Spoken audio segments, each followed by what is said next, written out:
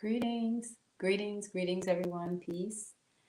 Please let me know if you can hear me. I had to switch up channels last minute, so just let me know if I can be heard. It is always a beautiful. It's always a beautiful thing to share space and to build with as we close off our strong, and it's going to be a good build tonight, right? We're starting off with Peace After Arlene. We're starting off with, and excuse me, I am a little hoarse, so I'm gonna try, and I also feel like, but I'll be good. I'm all right. I'll be able to bounce back. Thank you for letting me know that I'm loud and clear. So, peace, sisters. I see a lot of you in the space, and that was the idea. The idea is that, you know, everyone will file in and build and contribute to the conversation, the community conversation tonight. Before I start, I just want to give thanks and honor to the Elohim for making and providing a space for us to assert the culture that we identify with, and always giving us opportunities to assert ourselves in the larger world so that we can move with conviction. Many times, we have opportunities and we miss them because we compromise. So I want to give thanks to the Elohim for making us, holding us accountable by putting situations and experiences in our path, so that way we can choose. And every time we choose righteously. I give thanks to Chief Yuya for creating this space and the vision that he has had and continues to have for the movement that is Anu Life Global Ministries. It is a beautiful space that gives us an opportunity to not just build, but uncover each other, and sometimes if we're not able to be open and free and honest, especially sisters, it becomes it kind of it holds us back, it holds us down. So it's really important not it's really important to think about that, right? How the space offers us an opportunity to see and live out a vision that Chief has presented to us. And even then, what we have been presented is only through the Anu Way, right? Volume 1. So that tells us that there's a whole lot more to uncover about what it means to be Anu and how to function, and how to live it, most importantly. I give thanks for those of you who are in the chat. Abayara Ram, peace and greetings. Thank you for sharing your time and coming in to our Anu Fellowship. Thank you for being in the space. Safta Arlene Adams, give thanks. Safta Ahava is love. I also want to give thanks for Ima Akuya, give thanks. Ima Yakira Eden and Sister Yafi. I don't think I see anyone else. Ima top tier speakers as well. Greetings and welcome. Thank you for sharing space, and opening up Sabbath with us. Right? That's always a beautiful experience. Always, always, always. Okay. So let's jump right in. this strong has been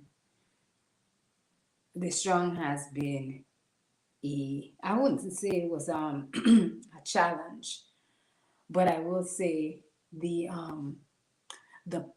I was about to say the podcast. um but the and excuse me because I feel a little bit heavy sometimes, so I feel a little bit slower.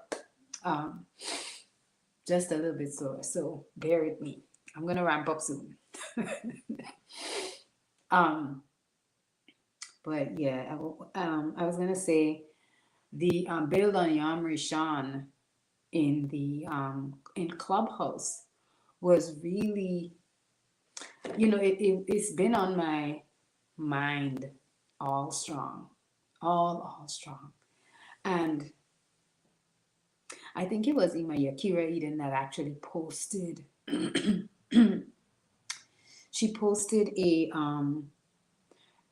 reference from the Anowe about being capable in the women's chat, right? In Anu, we build and um, engage separately at times. So the sisters have their own chat, and so but that does not mean that we're functioning without headship, without leadership from the man and the direction, right?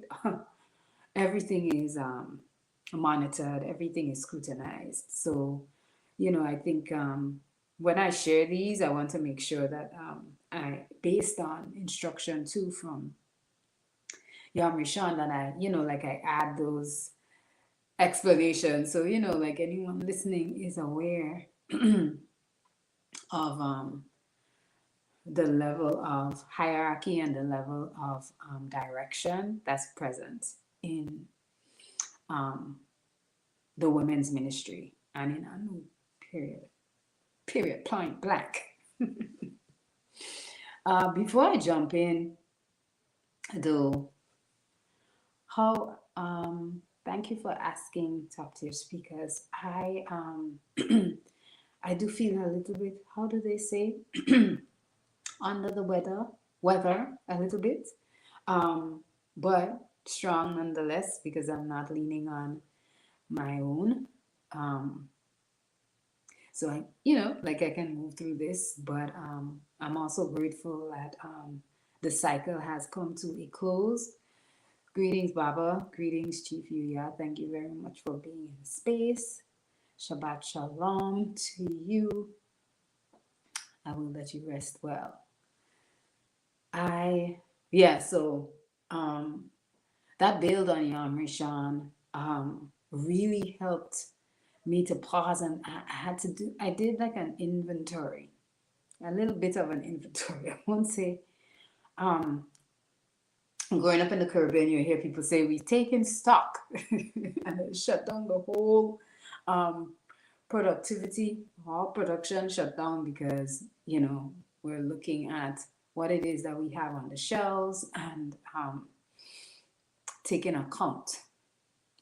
So that, this strong, that was part of what I felt like I was doing the entire time. Because there are a couple of things that she shared on Yom Rishon Yom Rishon, not Yom Rishon, that made me connect the idea of assessing what group, like what we are, He mentioned we being a launching pad and women being earth. And this is something that like we know and we say all the time. But I think that clubhouse actually charged us to really take take a deeper look and scrutinize how I am and what I am. What type of launching pad am I? You know? And I think that has to do with what we are as women, like in the way, you know, identifies required qualities that men and women should have. Well, I'm a sister, so I'm speaking about the required qualities for sisters. And, you know, I think it's a beautiful experience. It's a beautiful thing to be able to say, okay, I don't know what it is that I need to embody because I've spent so much time doing the opposite.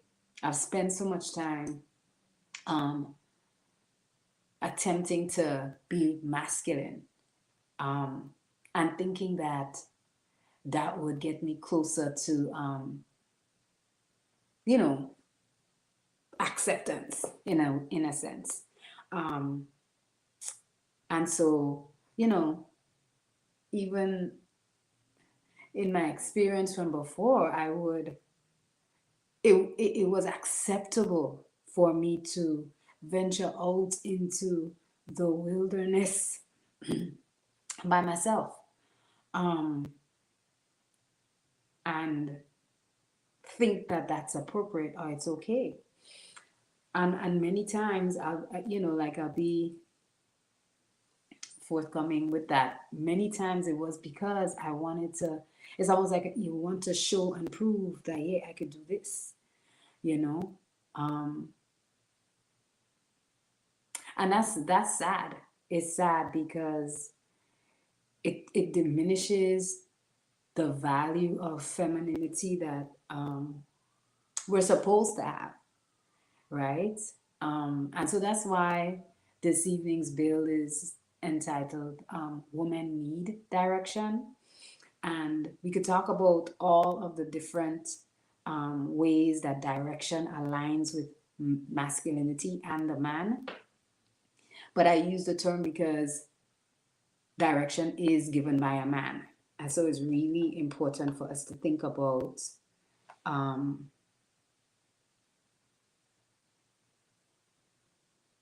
oh, sorry. It's really important for us to think about. I lost my train, my thoughts. Oh my goodness, I lost.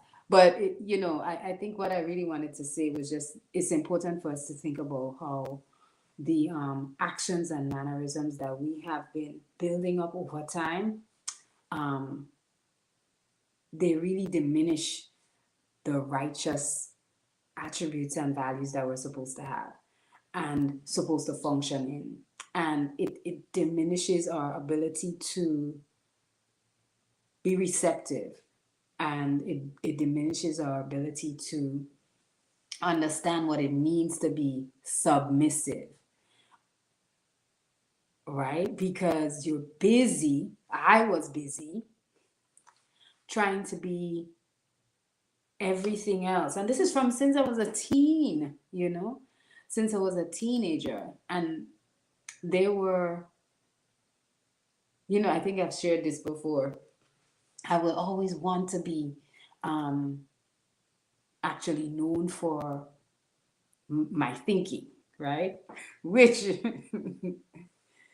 based on what was shared on Young Rishon, there's like blank stares, and that just goes to show how diminished like logic and even thinking is within women, or us as women.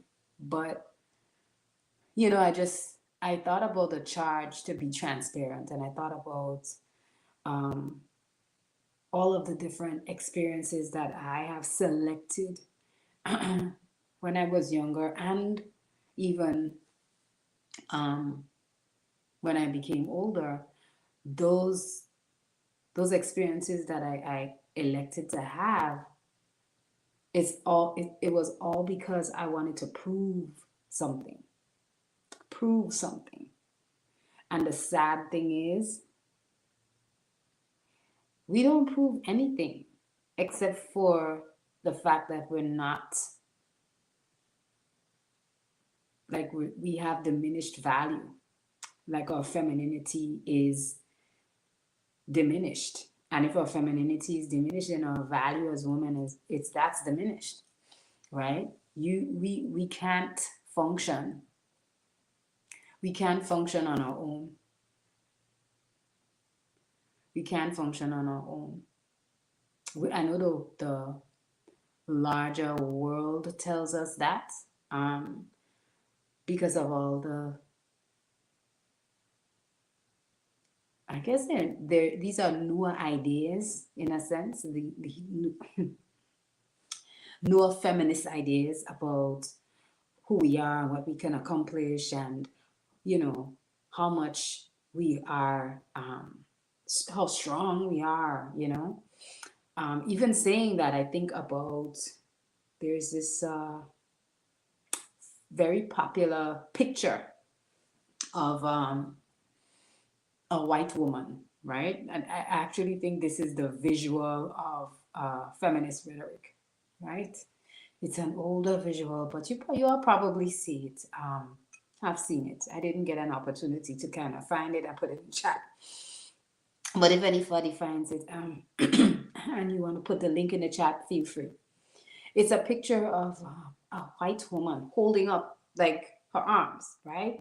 Um, to indicate that she has authority and she's strong.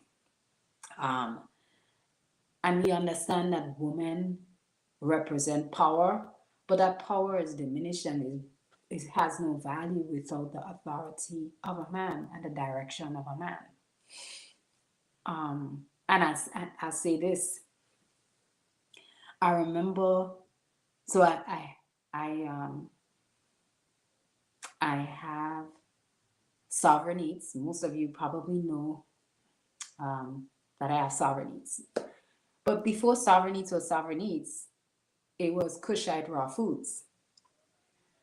And at that point, it was all meat, but at the same time, it was absolutely spiraling, spiraling down, out of control.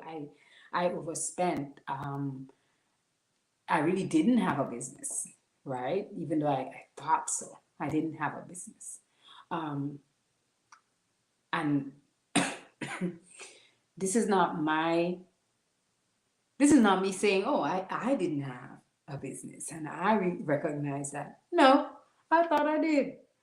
Um, and she had to say and explain, no, you don't. Not until you've employed others, not until you're making a certain amount of money. And, the Anu way kind of digs into what entrepreneurship really looks like. So we fake the funk. I have, in many ways, because yeah, you think you're doing something and you think you're doing it off of your own ideas, and you realize I'm doing the same thing, but I'm stuck in a cycle, right? I'm stuck in a cycle of, excuse me, I'm stuck in a cycle of non-productivity, right? Stuck in a cycle of thinking that I can inform myself and I can generate the authority and the light that's needed to be able to move. And actually also thinking that I could launch. Um,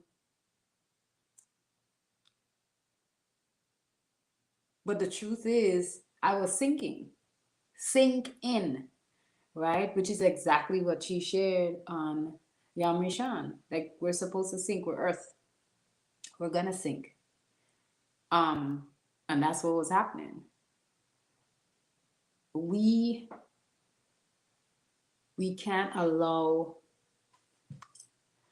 the ideas of the larger society or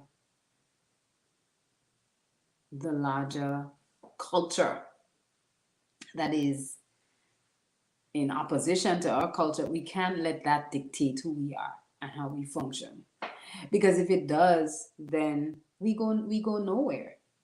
We go nowhere, and what we have is the level of chaos and destruction that we see right now, right? Because everything that's happening even around us is, when you think about it, feminist rhetoric is driving a lot of the ideas and a lot of the societal norms. Um, and those, again, I'm just going to go back to the fact that they diminish who we are as women. And we lose our value. We lose our value.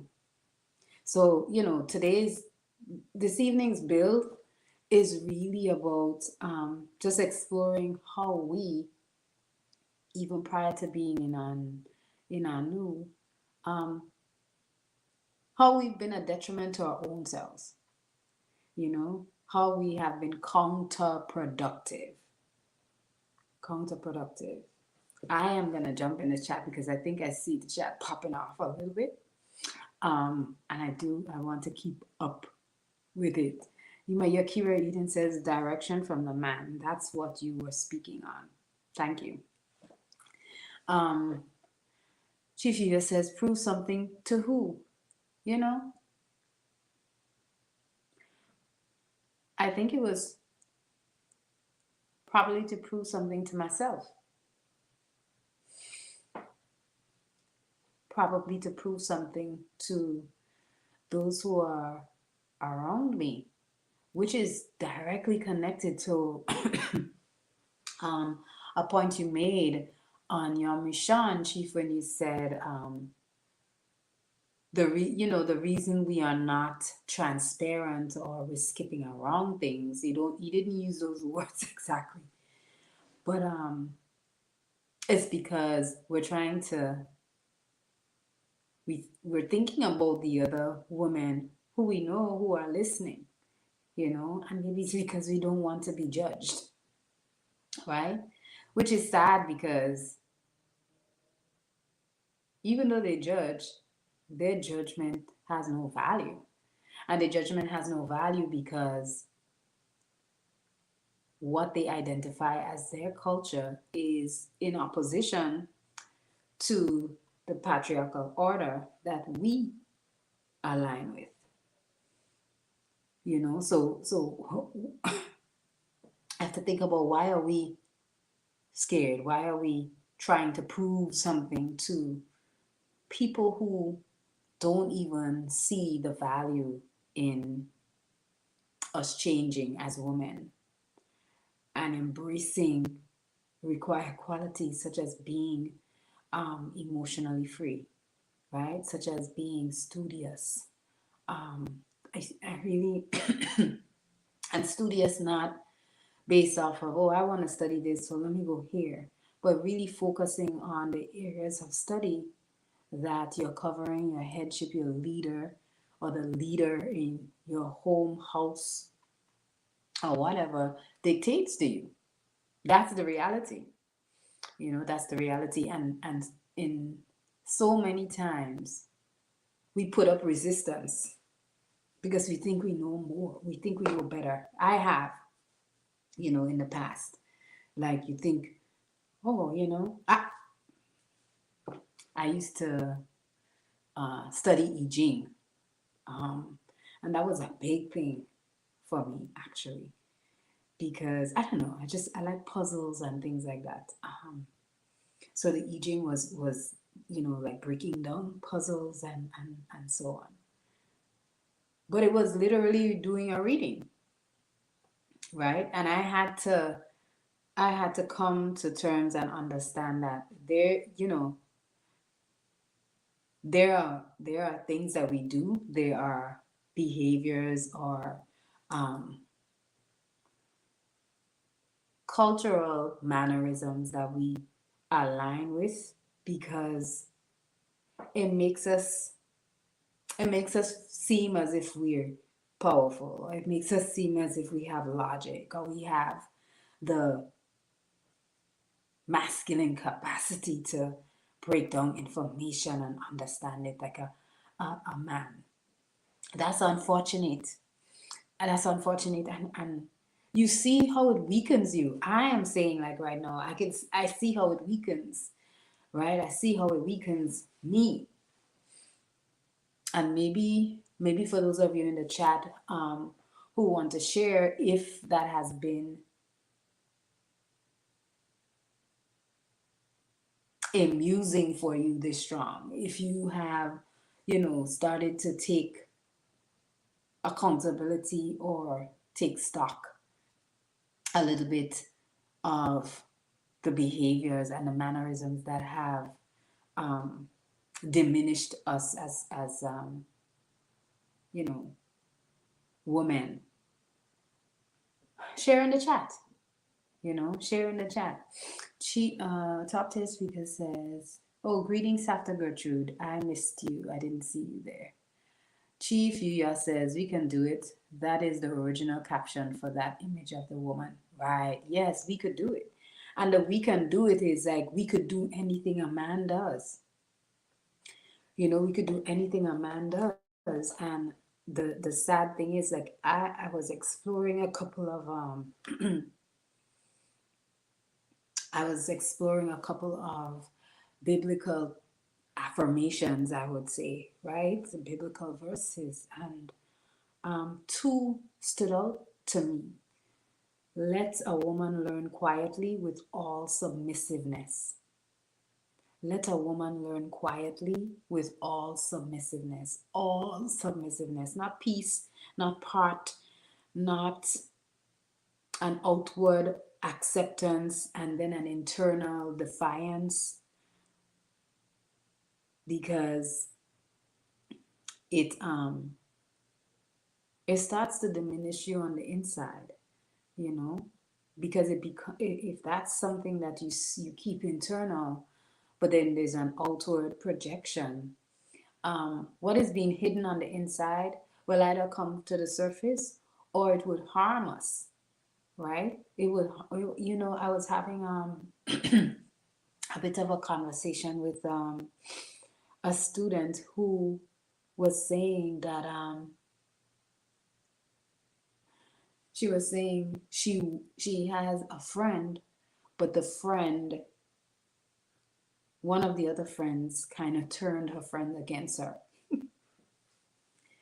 And so what she has been doing, she's like, well, anytime they do anything wrong to me, I do something wrong back to them. And I said, well, who taught you that? Like, who taught you to keep doing the wrong thing? And why? And she said it was her mother. And what I noticed about that student is when she spoke to other students, specifically boys, it was always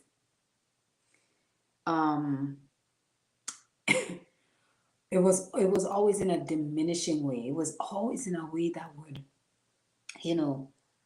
really make them feel. You could see it. You could see it. And I had to I spoke to her about that, but also spoke to her about manipulating situations by doing negative things, right? Negative behaviors, harming other people. It's crazy, right? And I guess I share that example for, I'm going to share the link. I'm going to share the link. I'm going to share the link. So if you all, want to jump on or come in sorry, the build, everything is rocking. Yeah. Come on in to the space and build with me, because it's going to be good. I apologize for the, like, low energy, but it's going to be okay. Just give me 1 second. I am trying to find my link. Doo-doo-doo.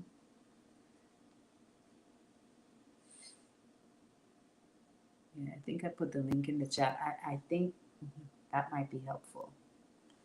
Um, because I think if I come off screen, it might be a problem. Um, and if I'm speaking very low, let me know. I can amp it up a little bit, just a little bit, because I don't have much left in my volume. I don't have much left. Safta Ahava, pardon, says, Khoti, I didn't know how masculine I was until I started learning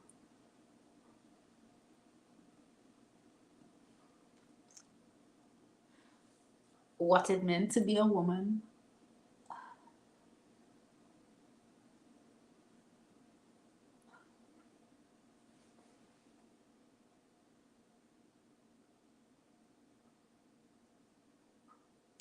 That is covered by a man. Indeed. Because you realize how foolish you are. You realize how foolish you are. And again, I say, like, I think back about the idea of launching, right? And she identifying that launching pad. And then when I think about the launching pad, I think about soil. And I think about the idea of the seed. Um, the seed. And I think it was one of the commander days that speaks about the seed being perfect, but the soil that is put in is diminished in value. It begins to affect it, but the seed is actually perfect. So we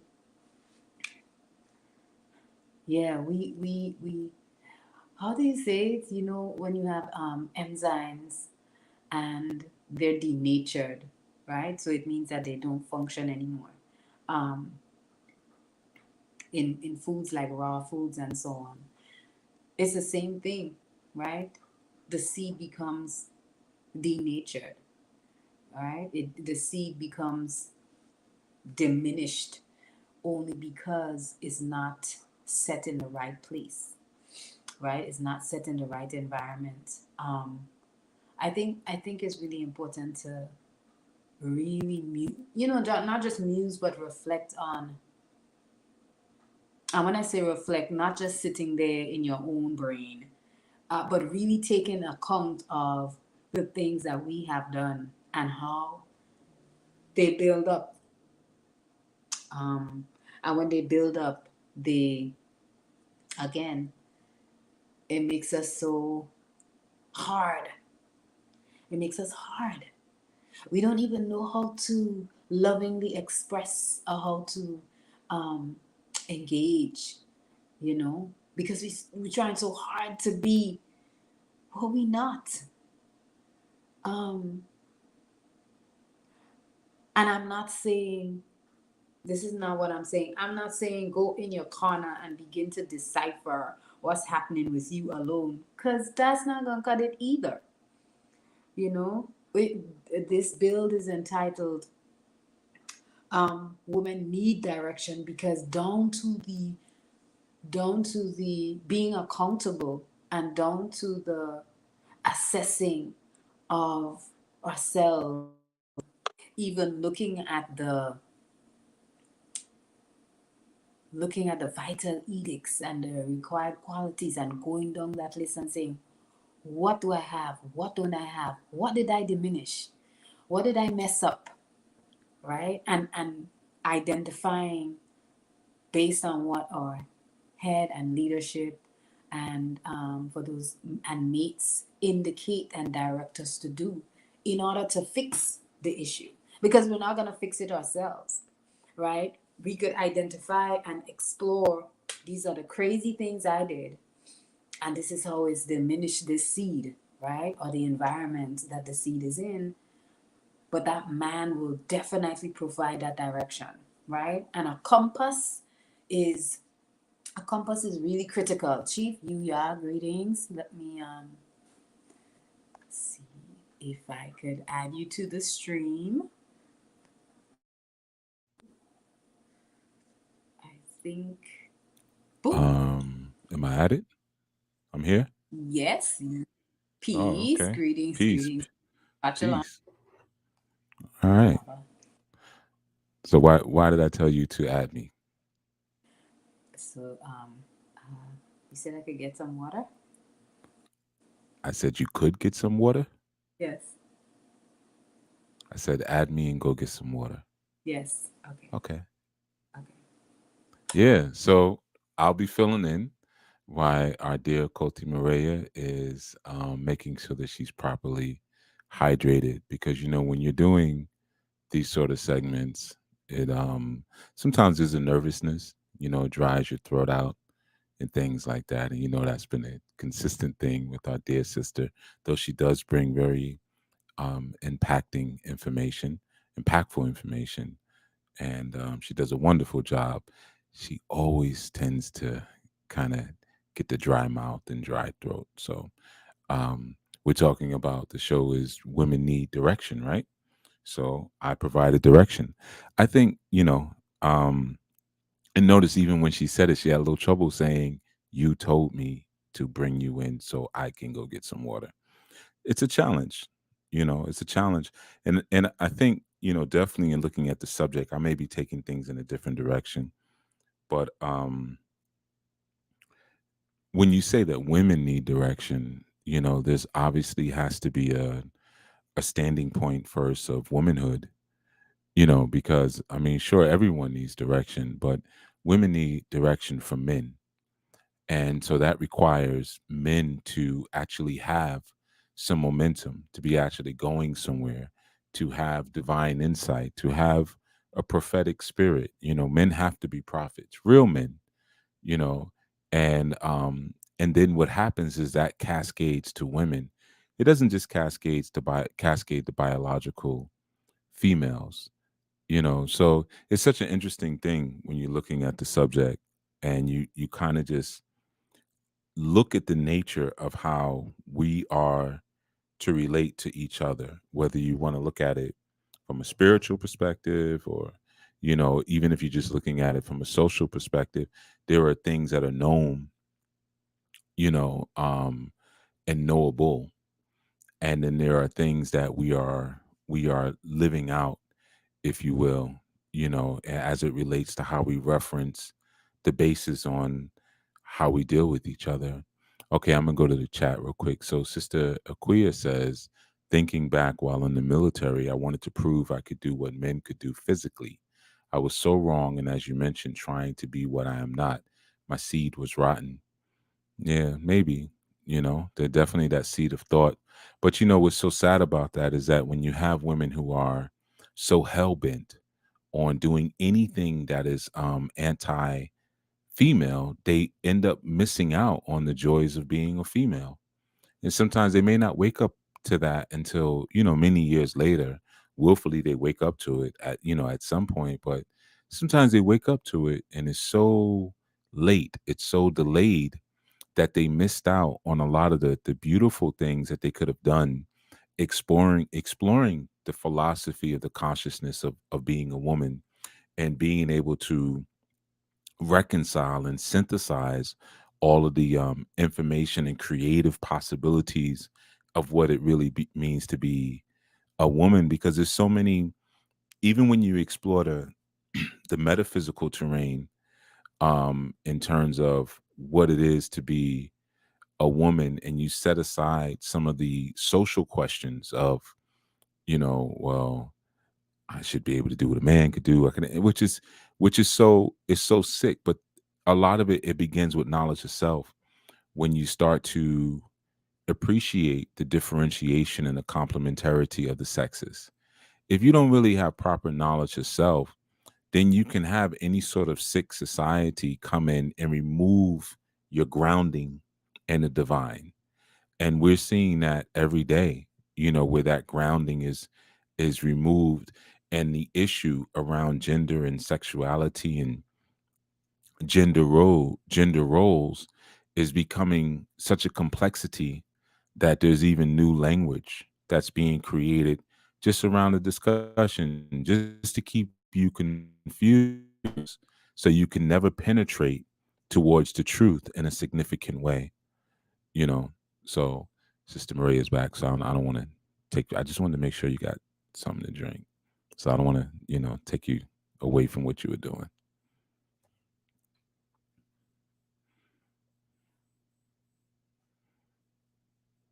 Bring it on home. Well, I'm mute your mic. What you doing? You need some more water. Yeah, probably need some more water. Oh my goodness. Yes, it's so true. You mentioned there was a recent podcast where you mentioned, and I actually went off on a little bit of digging into one of the videos. I think it was by Matt Walsh about what is a woman. Yeah, very Um, good documentary. right, and you see how even people who are supposedly researchers can't even pinpoint what makes a woman or what is a woman, and most of it is because it's from a twisted space or a twisted place. They want to contort or distort what a woman is for their own agenda, for that Hmm. their own agenda. Unfortunately, I also think it affects us too, because you look at you look at others who try to take on what it is or what it means to be a woman by assuming the outward appearance or mannerisms alone is the sum total of what a woman is. But there's so much more, including things like rites of passage. Um, and there are a couple of natural and biological rites of passage that puts us in that space and Hmm. brings us to a place where we can say, okay, we identify as women. But our community is what really identifies and confirms, that we are women. And so I think about the twisted communities, so to speak, right? Right. Where there are researchers and people who supposedly have degrees and did dissertations, but they are stumped. They're stumped about what a woman is. You know?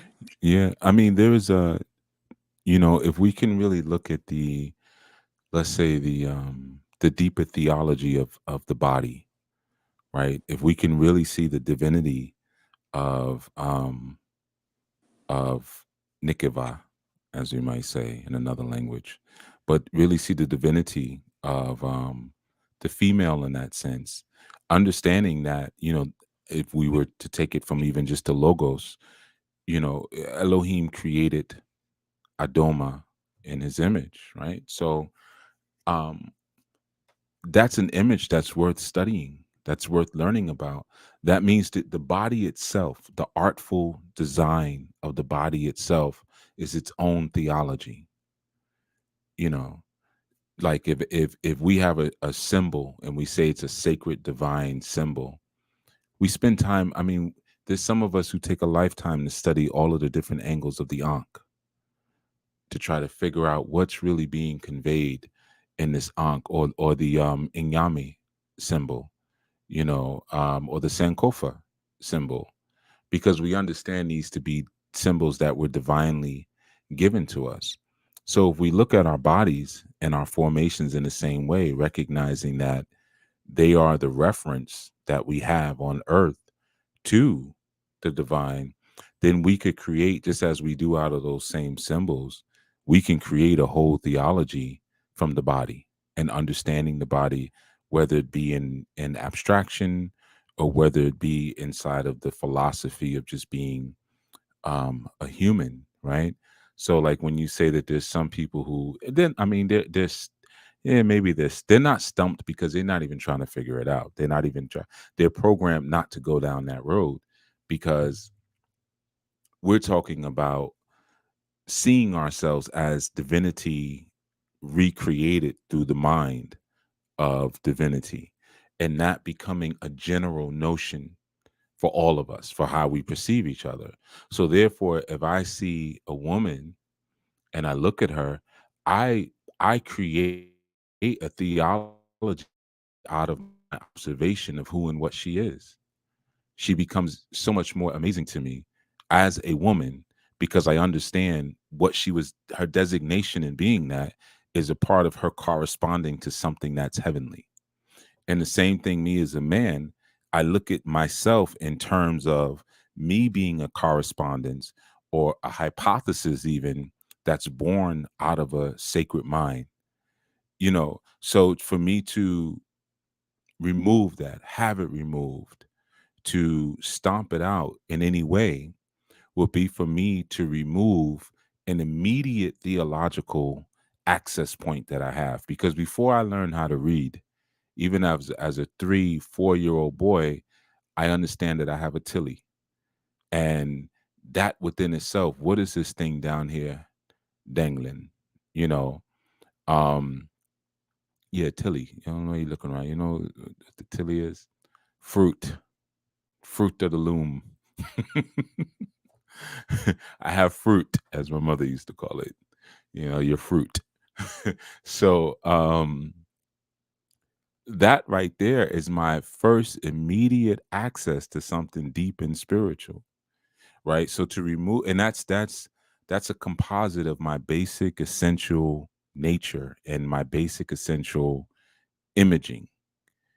So to remove that and not celebrate it, not acknowledge it, and not look at the differences and the value that exists within me as an image and the value that exists within her as an image, and to understand the reference points of how those two work together.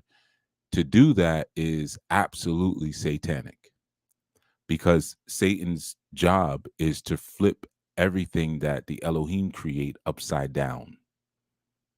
You know, although Lucifer may be a Elohim and Inky may be a Elohim, Satan is a thing that's on the earth. Satan is your brain. So your brain starts to try to flip everything upside down. So instead of seeing the body and masculinity or femininity, or those active and receptive principles, instead of seeing that as a creation of a whole thing, because if it says that male and female he created them, then that means that masculine and female and feminine, or active and receptive, he created them. So it's not until the man is active and the woman is receptive that you actually can even be anything close to what that original creation was properly characterized to be. So if I wanted to disassemble and deconstruct the creation of the divine, the first thing I'm going to do is put a wedge between creation. So that which is supposed to be active, I will make it passive. And that which is supposed to be receptive, I will make it obstinate and blocked. Now I have this just deconstructed creation. I must be just as powerful as what created it.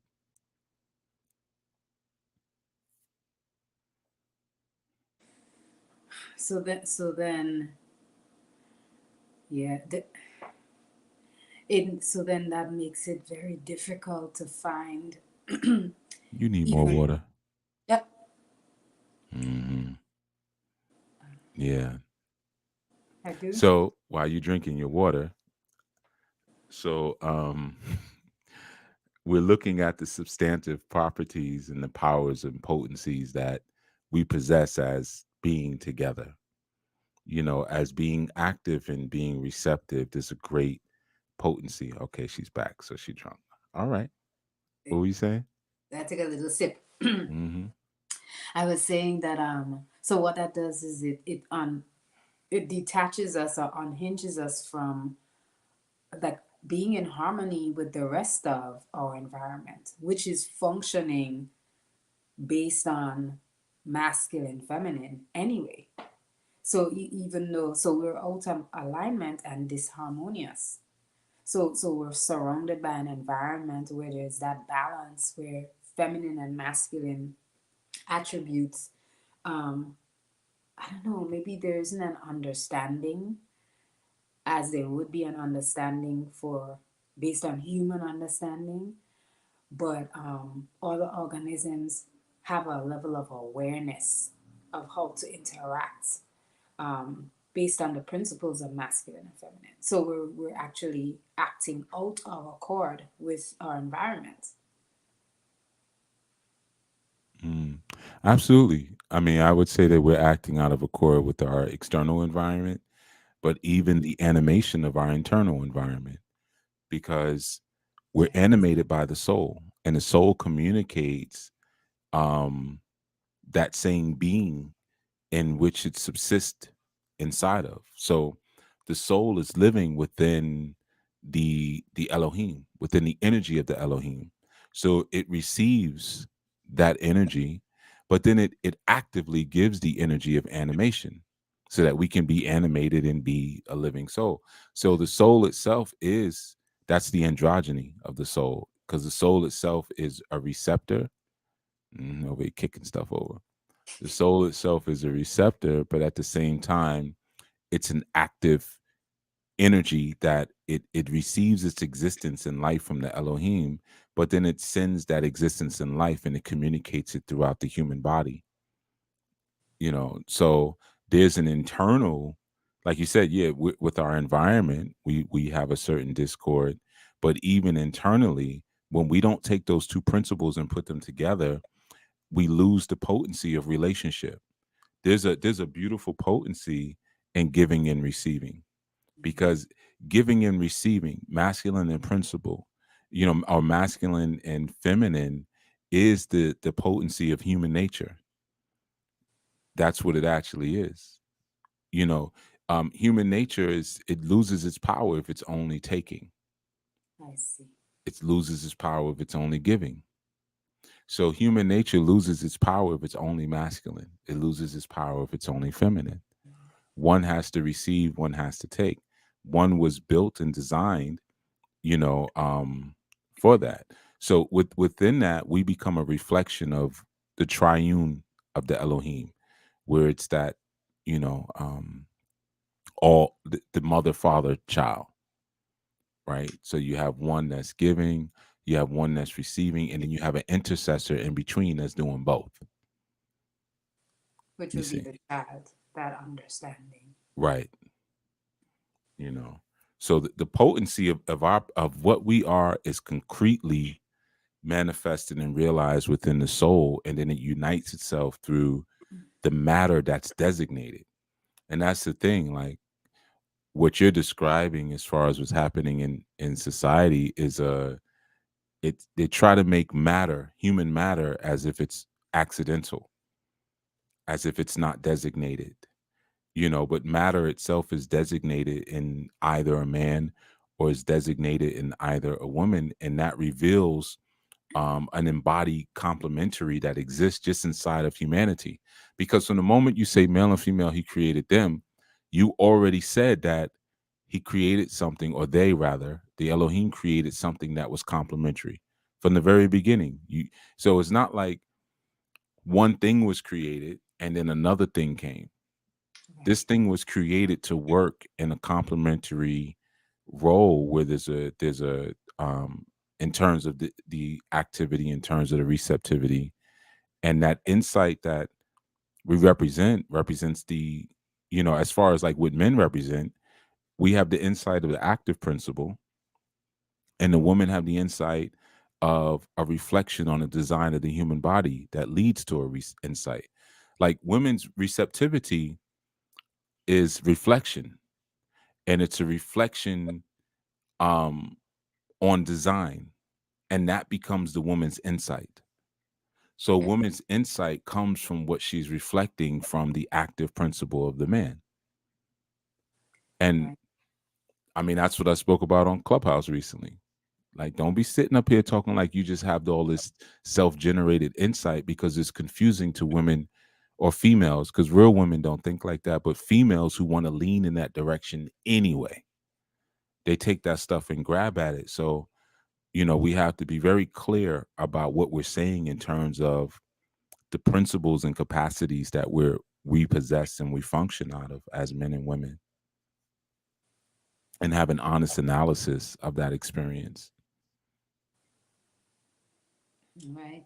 So definitely that that breaking up, like when you talk about Satan being the brain and that discord existing with all in starting, that discord starts with when the brain begins to separate the two.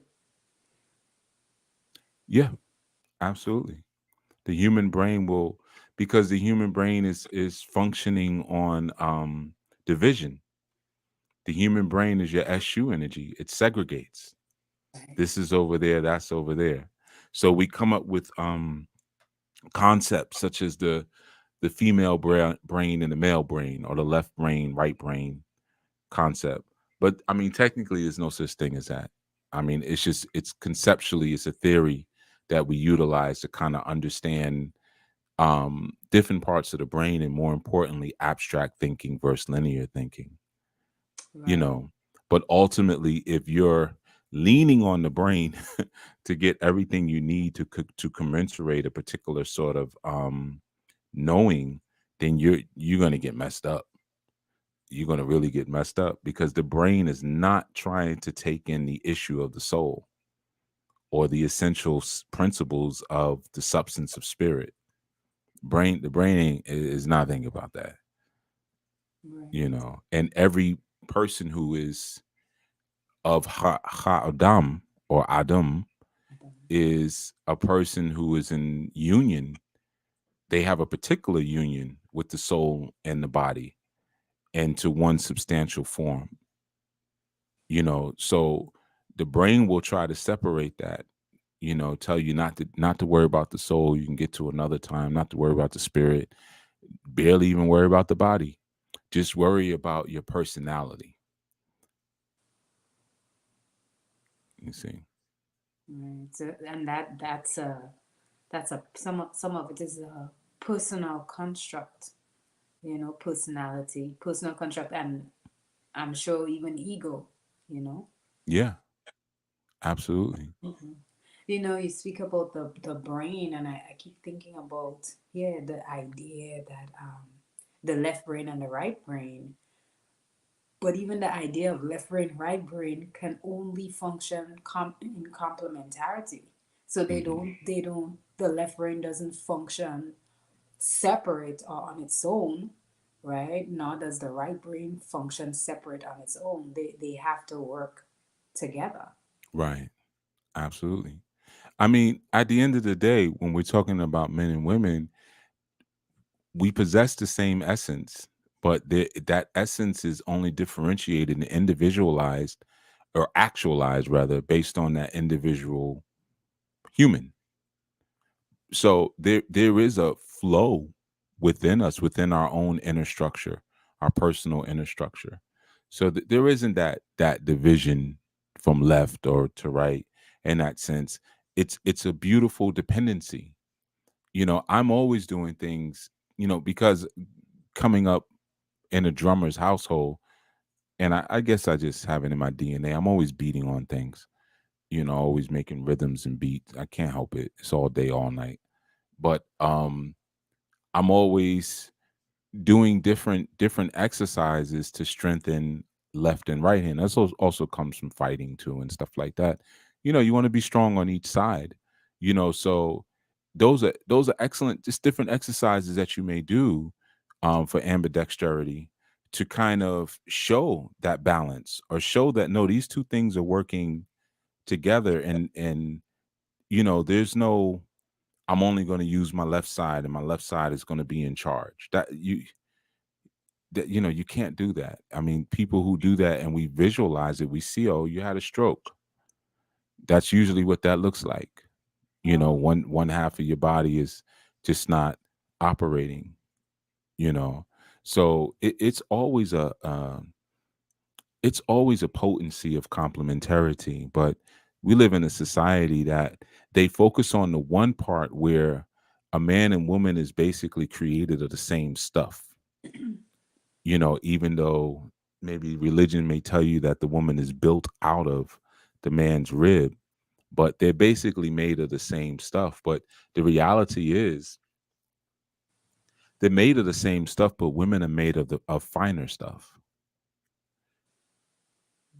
Because if you have something that you make, and then you make something out of the thing that you just made, that means the thing that you made from the thing that you made is actually finer than the first thing that you made, because you're breaking it down. So the first thing is more coarse. Men tend to be more coarse than women, because you've made a big gross thing. Let's say if it was something made out of clay, the first thing that you made has the gross shape and the gross form of that first thing of clay. But maybe you had to soften and beat in that clay a bit to make it. So then when you cut another piece out of it to make the second thing, it's already been beaten down the first time and softened and made so that it can be worked with. But then you do it again for the second one. So that means now the second one, or the female or the woman, is even softer and more fine and more subtle than the first one, even though they're made out of the same thing, but they're different. Right. So this is why the woman would be connected to the civilizer. There's that refining and refinement constantly happening. Well, this is why we would prefer women with soft booties and legs than, big hard arms and, big, big muscular backs, to put it in a simple way. Yeah. Yeah. Okay, I understand. Hmm. Understood. Yeah. And there are a couple of things in the chat. I guess we could jump into the chat. This is Safta. your segment. I'm just here, floating. I'm just here Yes, floating. That's yes, all. thank you very much. I appreciate that complementarity. Very much present here. Thank you Mhm. very much. Ema Kuya says, think, oh, you read that one. I apologize. I think Ema, you're curious. Oh, no. Safta Ahava says, yes, and there's a release and a freedom, sorry, that comes when we let go and focus on being a woman. Yeah. And I wonder if that letting go and focusing on being a woman is part of the dysfunction because it should come naturally. As I listened, as you sharing about, the it's like the portion of the Elohim and that complementarity is present in us, so it should come natural. It is natural. It is right. It does come natural. It's natural. You see it with little girls. As a man who's raised many daughters and raised many sons, my daughters love to flirt with me. They love to be flirtatious. The boys don't do the same thing. They don't even try. They ask for something, you say no. They say, Baba, please. You give them a look, they stop. The Right. girls ask for something, but they get close to you first. They lean on your knee, you know, and then they ask the question, Baba, can I ask you something? They set you up. It's just so much strategy that's involved in it. So Right. they create, salesmen do that, where they create these successive yeses. So if I told you I could save you this, would you do it? Yes. And if I told yes, yes. Well, will you buy it today? You're supposed to say yes. Little girls learn how to do that when they're, 5, 6 years old. Baba, can I ask you a question? Baba, can I sit here? Okay. Baba, it's okay if I do the such and such. Yeah, it's okay. I mean, well, can I do it now? Can I get it now, Baba? You see. So there is the thing is, and Sister Yakira Eden put it in the chat, is that in that example, women would be more malleable.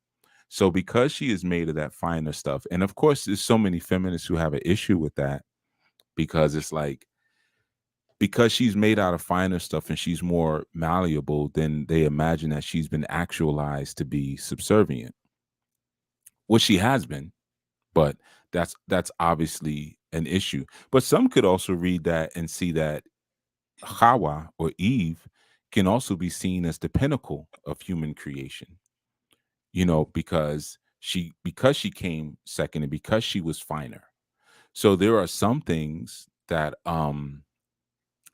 she, as an Ezer, or Ezer also means helper.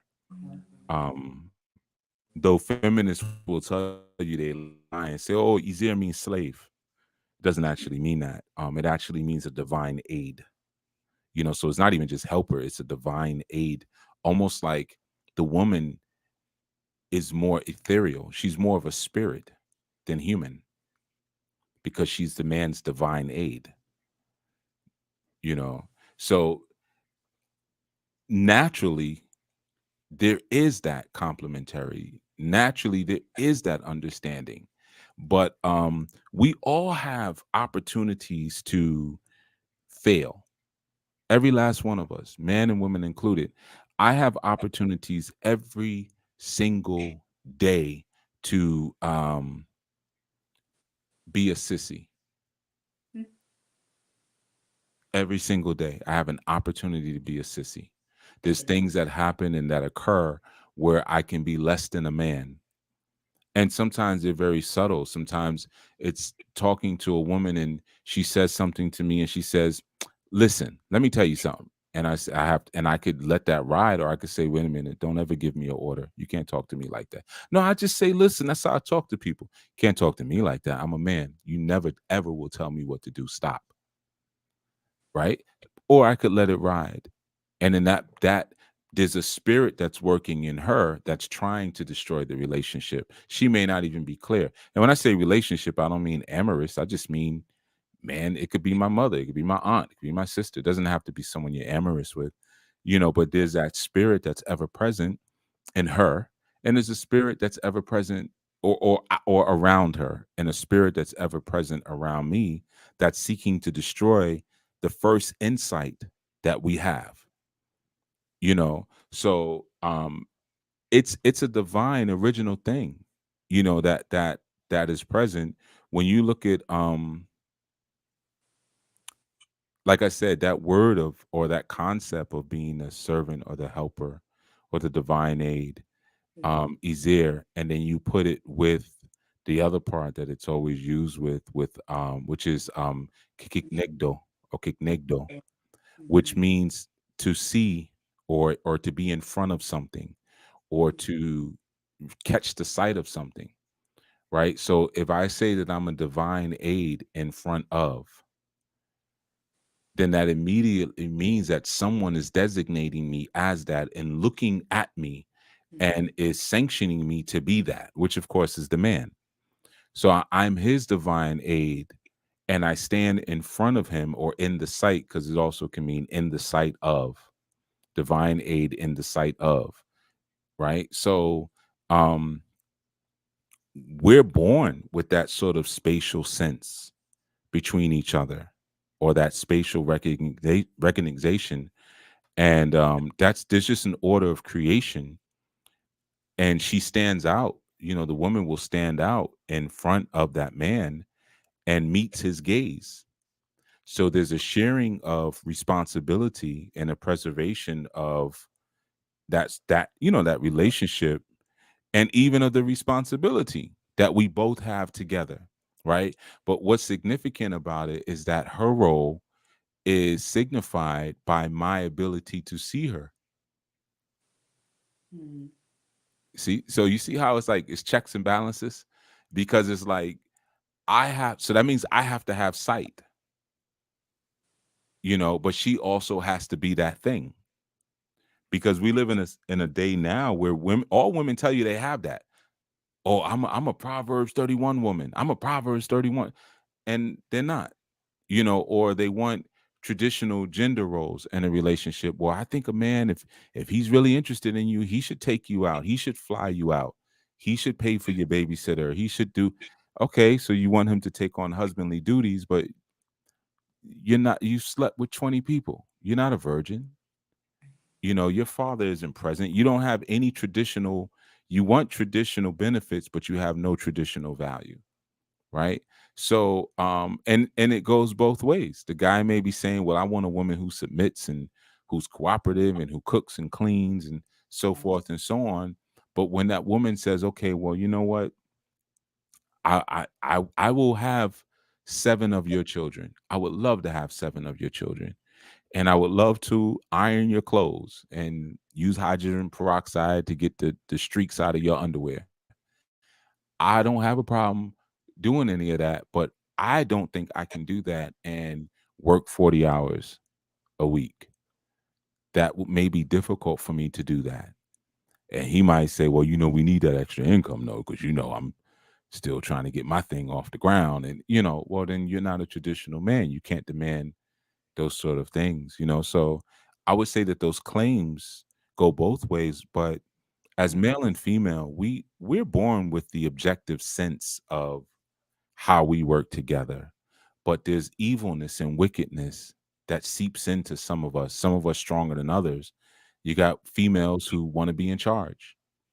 And they because females tend not to take accountability because society has taught them not to. Because as long as you empower a female to do whatever she feels like doing and never have to get in trouble for it or answer for it, you can immediately ruin a community. It's just that easy. It's so simple because of the way she's designed, because of her very nature. So when you have situations like that, and then you have males who say, man, this thing is hard. It's hard to be a man.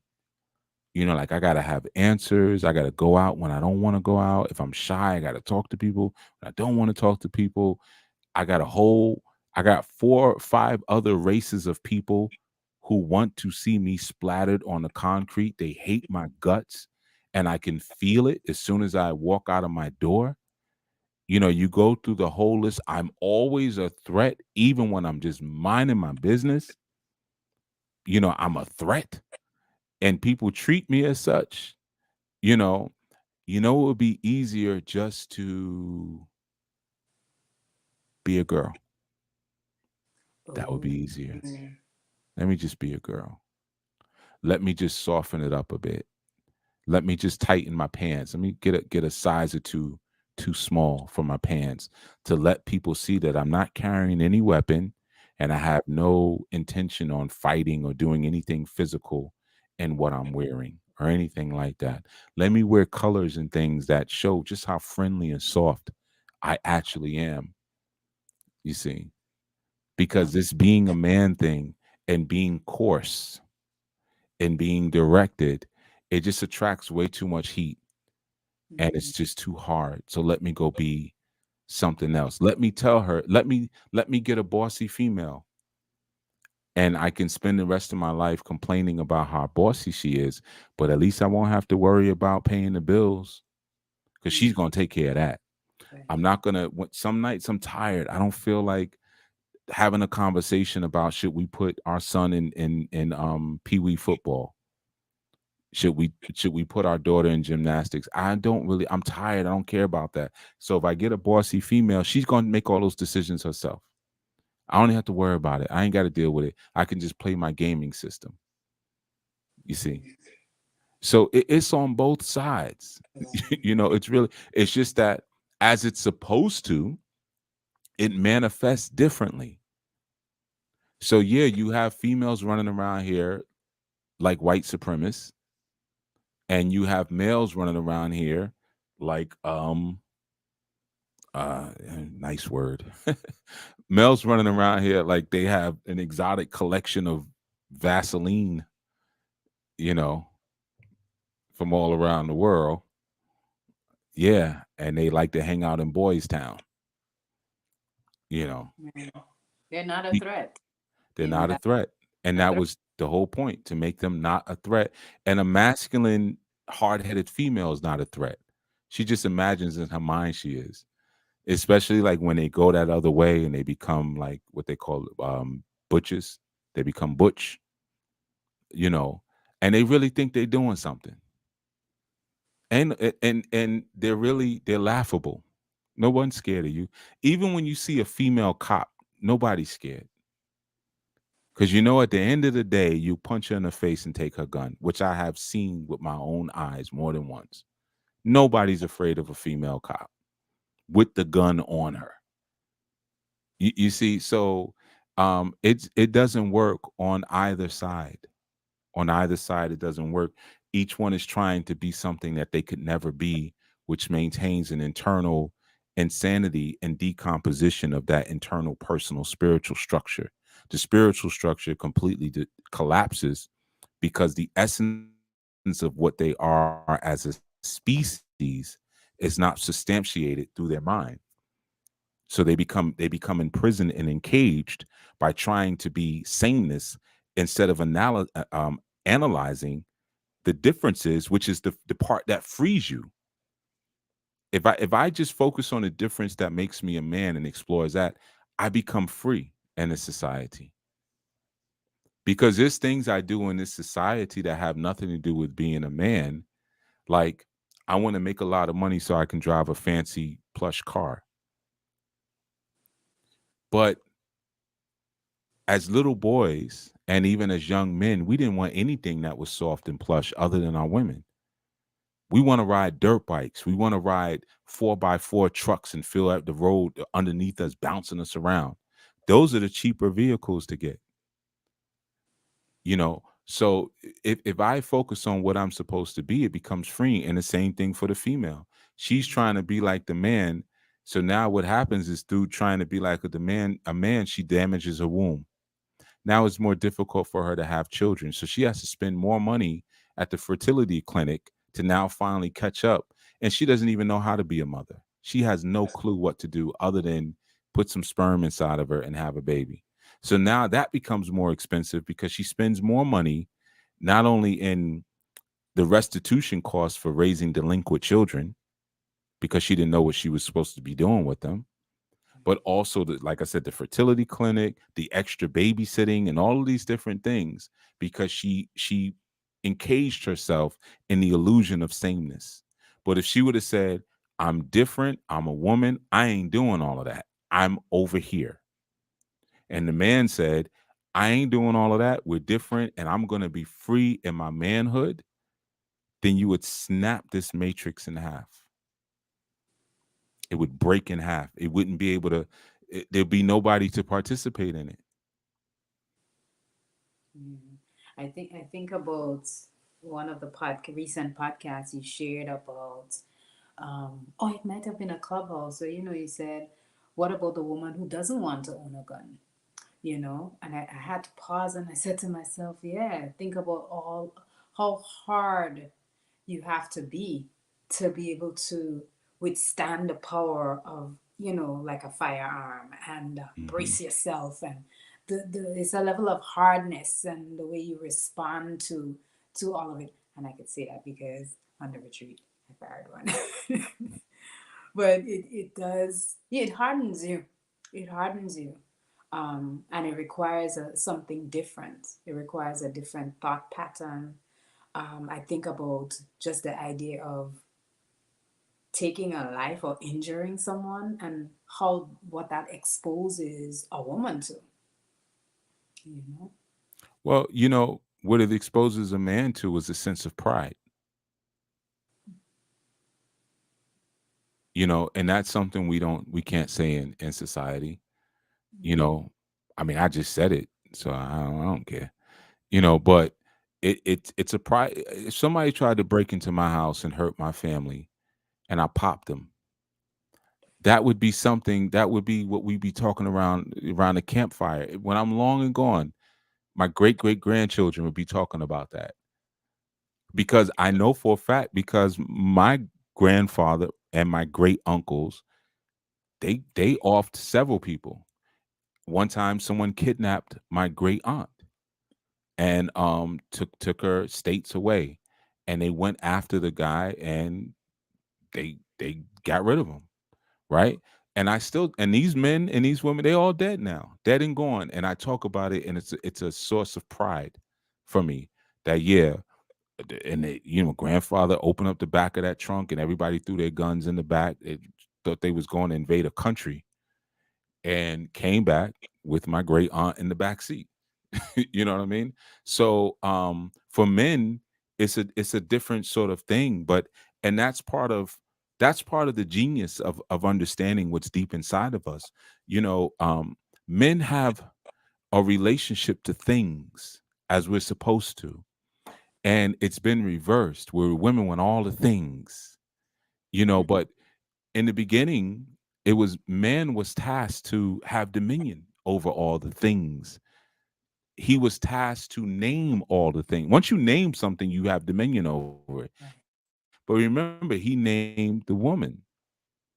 So he was tasked even to have dominion over her through naming her, right? So that means he has a different sort of relationship with the horizon, or the reality of the horizon and all things that he can look out on, you know, that horizontal view, if he wants. And he has a knowing, because you're going to know what you have dominion over him over in a way that no one else does.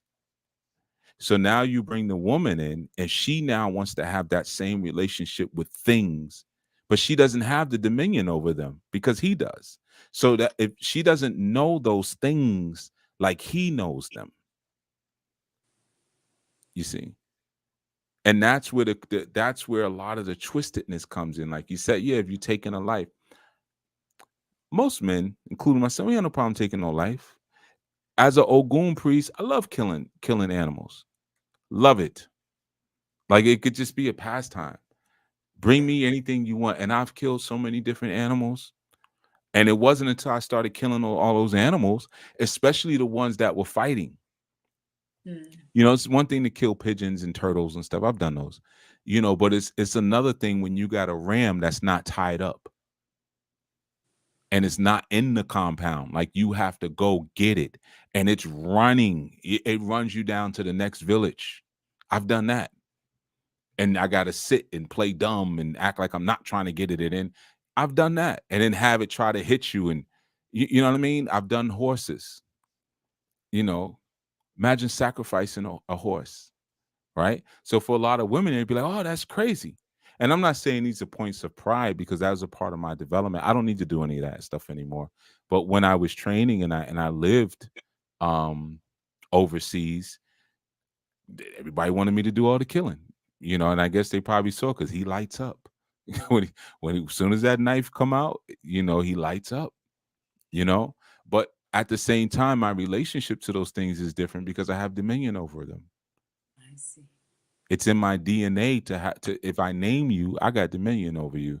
So I know how to take you out of here, and I know how to feel about it. But that's not for her to experience. That's not what she has dominion over. You know, when she had her first child, she was the one who gave thanks for that child. That was significant. She's the one that said, "Oh, the Elohim has given me a son." So she, through the having of that child, or the bringing forth of that child, that's where her divine relationship began. You see, and that gave her something now that she could work with. That's why you even see a lot of the scheming in Torah is with mother and son. Go do this and then go do that, and then, you know, and you don't see no back talk.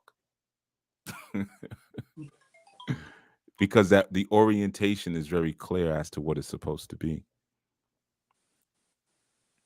You know, you when you mentioned the taking of the life and the fight that happens between um the ram. I think you mentioned a ram, and I think about. I know roots is not accurate, but I think of the idea of rites of passage, and just how in many places and many cultures that is a rite of passage for men. You know, Hmm. go out, identify, and it is. And probably I'm not a man, so I can't speak to it. But just from watching it and observing and like listening to you, I could actually imagine that tug of war that battle that's happening, Hmm. and it strengthens you as well. I think about that, and you know, maybe, yeah, It maybe makes that, you think. Yeah, yeah, you start to think different. I mean, because you look at again, you know, the segment is, you know, women need direction. You're always in tune by interacting with all the things that you were given dominion over. you become more in tune with what's you and what ain't you. You know, Mhm. when she was born, or built rather, because she was more built than born. But when she was built out of him, he said, "This is flesh of my flesh and bone of my bones." So he recognized right in that moment, yeah, I got dominion over her, but she's not like this other stuff I have dominion over. This stuff is different. This this that I have them. This is a person. This is me. This is another person. So him interacting with so many other things, he understands that what she represents, and she represents his highest good. The woman represents his greatest gift from the Elohim, because he now gets a lesson that he wouldn't get from anything else on the planet. She now provides that. So I don't mean she's a gift because she's pretty or she has a vagina or anything like that. Not the stuff that in society we usually say, well, woman is a blessing because she cook for you, clean for you. Not none of that silly stuff. She's a gift, and she is his highest thing because she forces the highest good out of him, not in the way that a chicken or a goat or a ram or a llama does, but she forces something out of him that he never would have had. So she becomes that gift that he's been endowed for, because now he has something that he has to care for in a different way, and that he has to love in a different way. And that gift is going to, or the value of it will be exercised in service to her most authentic good, and into service of what they were both told to do, which is have dominion over all the earth. They were both given that mission. So he gets a different kind of experience with her. But in modern times, there's an overall dissatisfaction, um with the tendency, you could say, of men to kind of attend to the things more than they attend to the person, more than they attend to flesh of my flesh, bone of my bone, forgetting that creation, or the things, they have a certain, they have different status. There are lower creatures, if you will, and there are higher persons.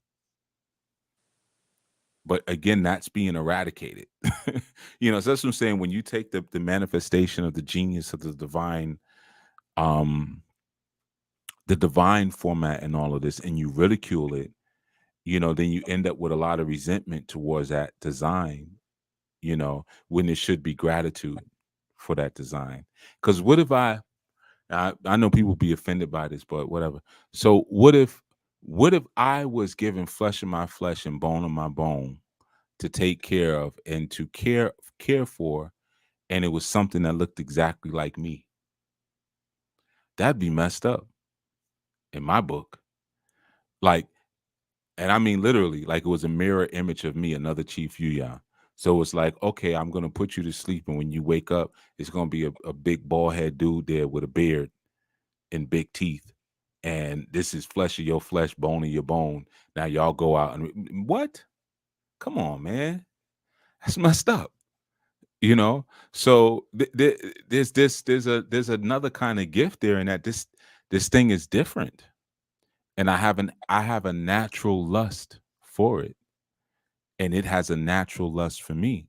So I will never have resentment for our differences. I would only have gratitude for our differences. Thank you for making her different, because it makes my job even all the sweeter. Mm. I think as you're sharing that, I realize it's definitely connected to, you always say this, like men desire women. And so that's where some of that desire comes from. It's that, and I don't want to, it's that complementary pull, so to speak, between the two, Hmm. the feminine and, the masculine, the woman and the man. Um, yeah, and I can't imagine the level of dysfunction that would happen if, yeah, Adam did kind of wake up to a gorilla next to him, Right. right? I So mean, how, I guess you're saying that I look like a gorilla. yeah, Okay. well, So, you always identify as a okay. All right. Okay. Okay. Mhm. you always see the gorilla going up the mountain. Silverback. Yes, the silver rocket. Hmm. I've been checking back there too when I get out the shower. I'm waiting for them silver hairs to pop up. I got them on a couple on my chin. You know what I mean? And I always look at that little hair patch in the back. And look, is there any silver? No silver yet. As soon as the day I see silver, I'm out. That means I'm officially the silverback. You know what I mean? Oh wow. You're gonna leave us? Just peace. Deuces. Whoever can't come up the mountain, which I've been telling you for what, 25, 30 years now? Time to go.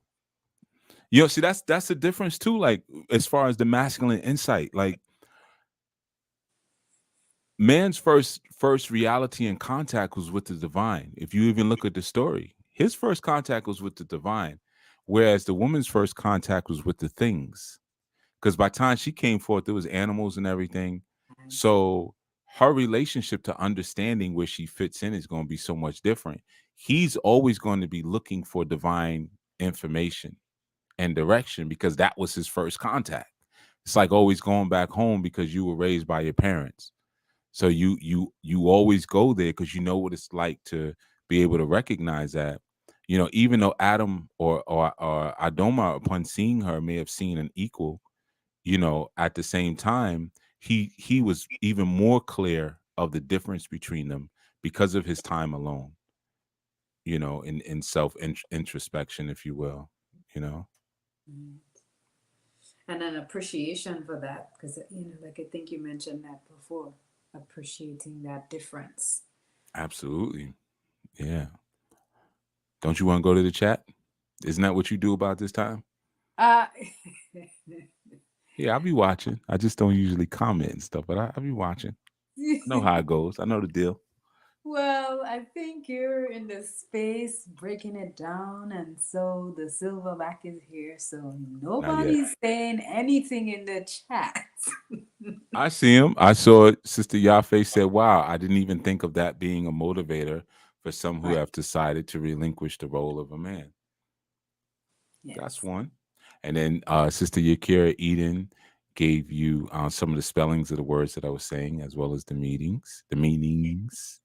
And then Yes. they laughing because you called me a gorilla. No. Yeah. I'm like an intelligent gorilla. It's like Beast from the X-Men. I don't know Beast from the X-Men. Mm. I don't know the X-Men. What is the groundedness for a woman? Like what is the one thing that makes you all ground yourself to each other to say that this is what makes us all this thing?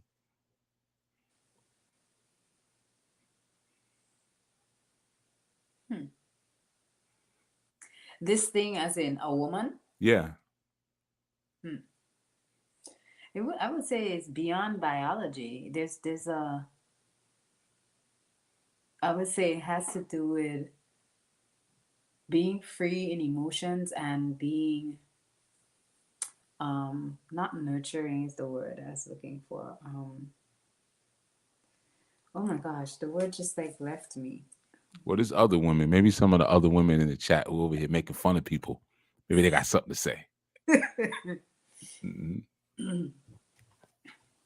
Yeah.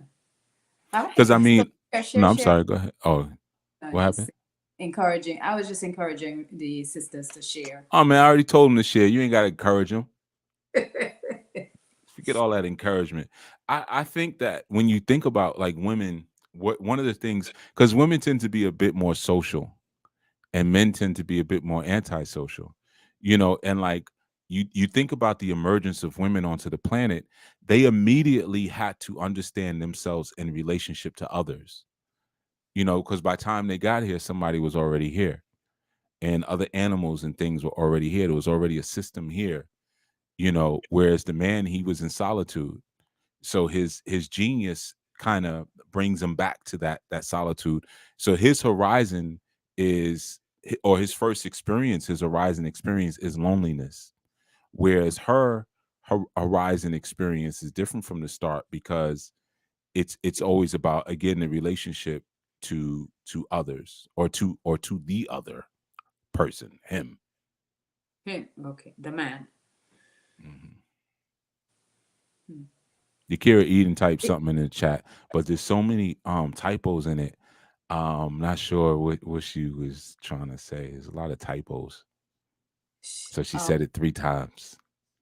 she says our emotionality, our emotionality. Ima Safta Ahava says we want to be useful. Mm. We want But to be I mean, do all women, like, do you identify each other? Like, so for instance, if you put 10 women in a group and you say, all right, we got this project that we're going to do all women immediately want to contribute because they innately want to be useful? Or will you have some lazy ones in there who don't want to do anything, don't want to be useful? Would we consider those ones women still, or are they adult females?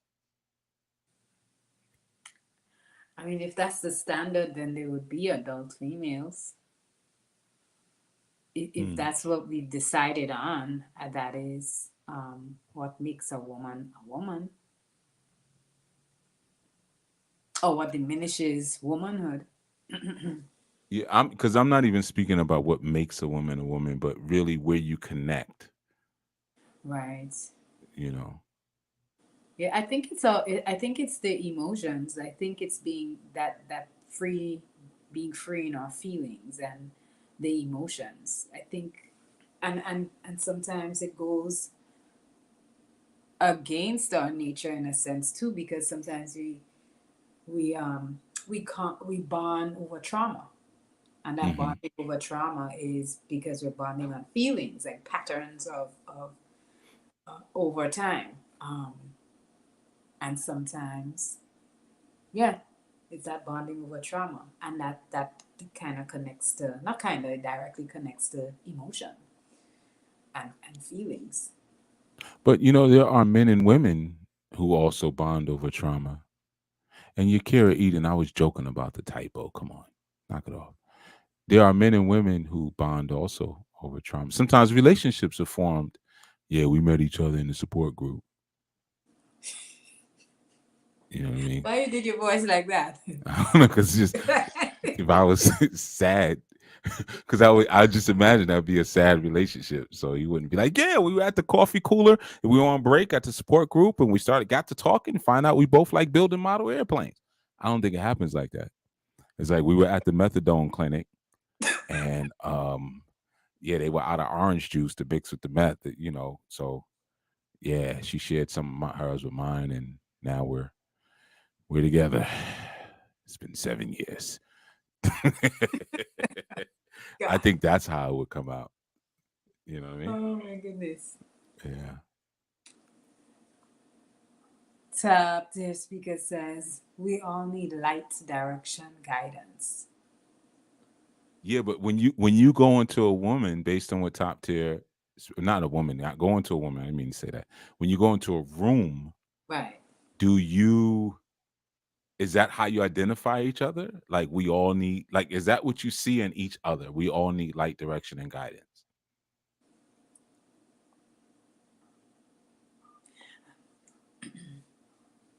That's for y'all. See, I think I'm not I, I'm not a woman, obviously. Well, I can't say obviously because you're not seeing me, but I'm not a woman. I'm a man. Some people are new to the channel and don't know, and we are in a different sort of time today. So you have to put your pronouns near your name. Um, Not that that even means anything, all right?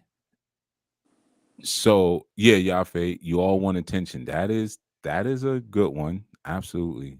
Very annoying aspect of females.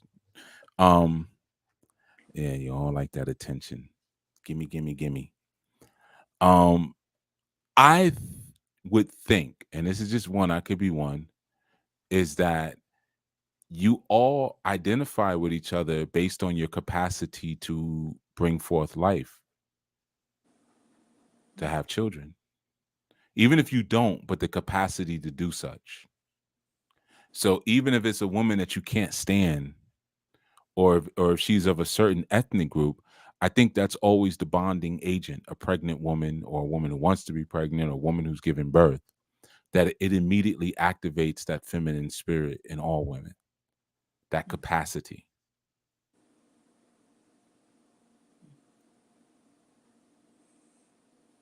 Yeah. Um, I'm gonna ditch my previous answer and take that one. Wait, no, you can't ditch. That's my answer. So what are you talking about? No, you got to keep your answer, and that's gonna be mine. Yeah, Well, I'll upgrade it. How about that? you'll upgrade it. No, Well, yeah, you should have came out. You upgrade. should have came out the gate strong from the beginning. I thought I was coming out the gate strong with, Well, you were strong for this crowd, you know. But if we was traveling, if we was going global with this show, yeah, they boo you off the stage in Cincinnati. Cincinnati. You know what again? Yeah, Cincinnati. yeah, come stronger than that. Well, yeah. Okay, so there's stuff in the chat. They over here talking about we all want attention. Madam Arlene says we all need companionship, but I think that can be true for men too, though. We want companionship too, you know. Yafe says we even dress for one another. That's absolutely true. It's that female competitive ego. You even get Brazilian butt lifts for each other because no man has ever told a woman to get a Brazilian butt lift. Oh my. Ever. You know, y'all damage yourselves and darn it. And I can't say y'all because not all of you, but you put yourselves in all kind of terrible, risky situations, you know, to stunt on other women. Fake eyes, fake eye color, them long, ridiculous looking eyelashes. No man has ever talked to a woman because she had them gigantic caterpillar Ron Isley eyelashes on.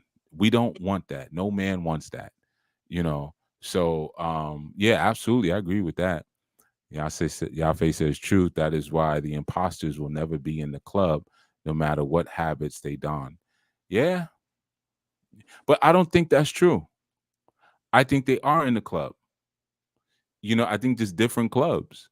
You know, I that's where sanctification and separation comes in. Because like what are we really identifying ourselves with? Like I'm not concerned about women with Brazilian butt lifts and blonde and purple weaves and fake whatever. That's not a concern of mine because I don't mess with women who are in the world. So that's not those are not my women. So I'm not interested in them. You know, I don't even look at them. You know, nothing that they have is appealing to me. You know, so that and just like dudes, like there's a club. There's men of the creator, there's men of Anu, and then there's everybody else. Hmm. So I'm about one kingdom, and that's the only kingdom I care about. So yeah, I recognize that my people exist outside of the walls of my kingdom, and I may speak to them sometimes, but I don't care. Yes, hey, snuffleupagus ass. Right.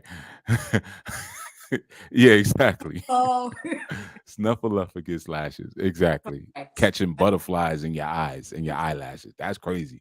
Butterflies can't even fly by you. So yeah, you know, I don't care about none of them. You go ahead, you know, screw yourself up. I may warn you because you are my people, but then we have even an extension beyond my people. So my concern diminishes the further I go away from my kingdom. Hmm.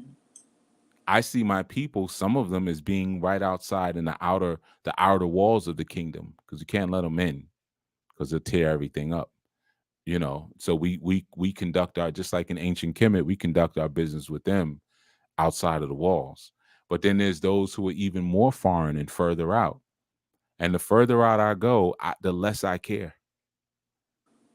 You know, and it's very interesting. You can tell because like sometimes you get these things where certain people, oh, Elizabeth Taylor dies or Ronald Reagan, or I don't care. Who cares? So what? Now there's some people who's crying because they got a picture of these people on their wall. Or and then you have some of my people who are so confused and dazed, they think they just supposed to cry. That's messed up, man. I shed tears. Like that person don't care nothing about you. You know, what are you talking about? Who cares? They don't You even know. know, Hmm. and so I mean, and that's just a realism of it. You know what I mean? That's just a realism. Or some of these funky rappers. These funky rappers always getting shot. And then we say, oh, this messed up, man. So and so. Well, what was so and so rapping about? How many young people did so and so march to their death through their song lyrics, where all they talked about was bottles and sex and guns? So why the heck would I care if somebody popped this fool? I might be happy that this fool is no longer here because that's one less problem. You know what I mean? So yeah, I think distinguishing between like Sister Yafe said, no BBLs here. Whatever I got is what it is. Donkey kicks will have to suffice. Donkey kicks. And Maka. Okay. And Maka. And Maka, right. Mhm. And donkey kicks and Maka. Right. Or maybe you just that ain't what you get. Everybody gets something different. You know what I'm saying? Every man ain't walking around here looking like Michael B. Jordan. Like it just sometimes don't work out like that. you know. But yeah, I would just say your what we find attractive and how we complement each other inside of a divine space is something that's going to engage the human activity at a much higher frequency than those who are looking for lower order permission to receive an expression or treatment that's far away from their prototypical feminine genius or their prototypical masculine genius, you know.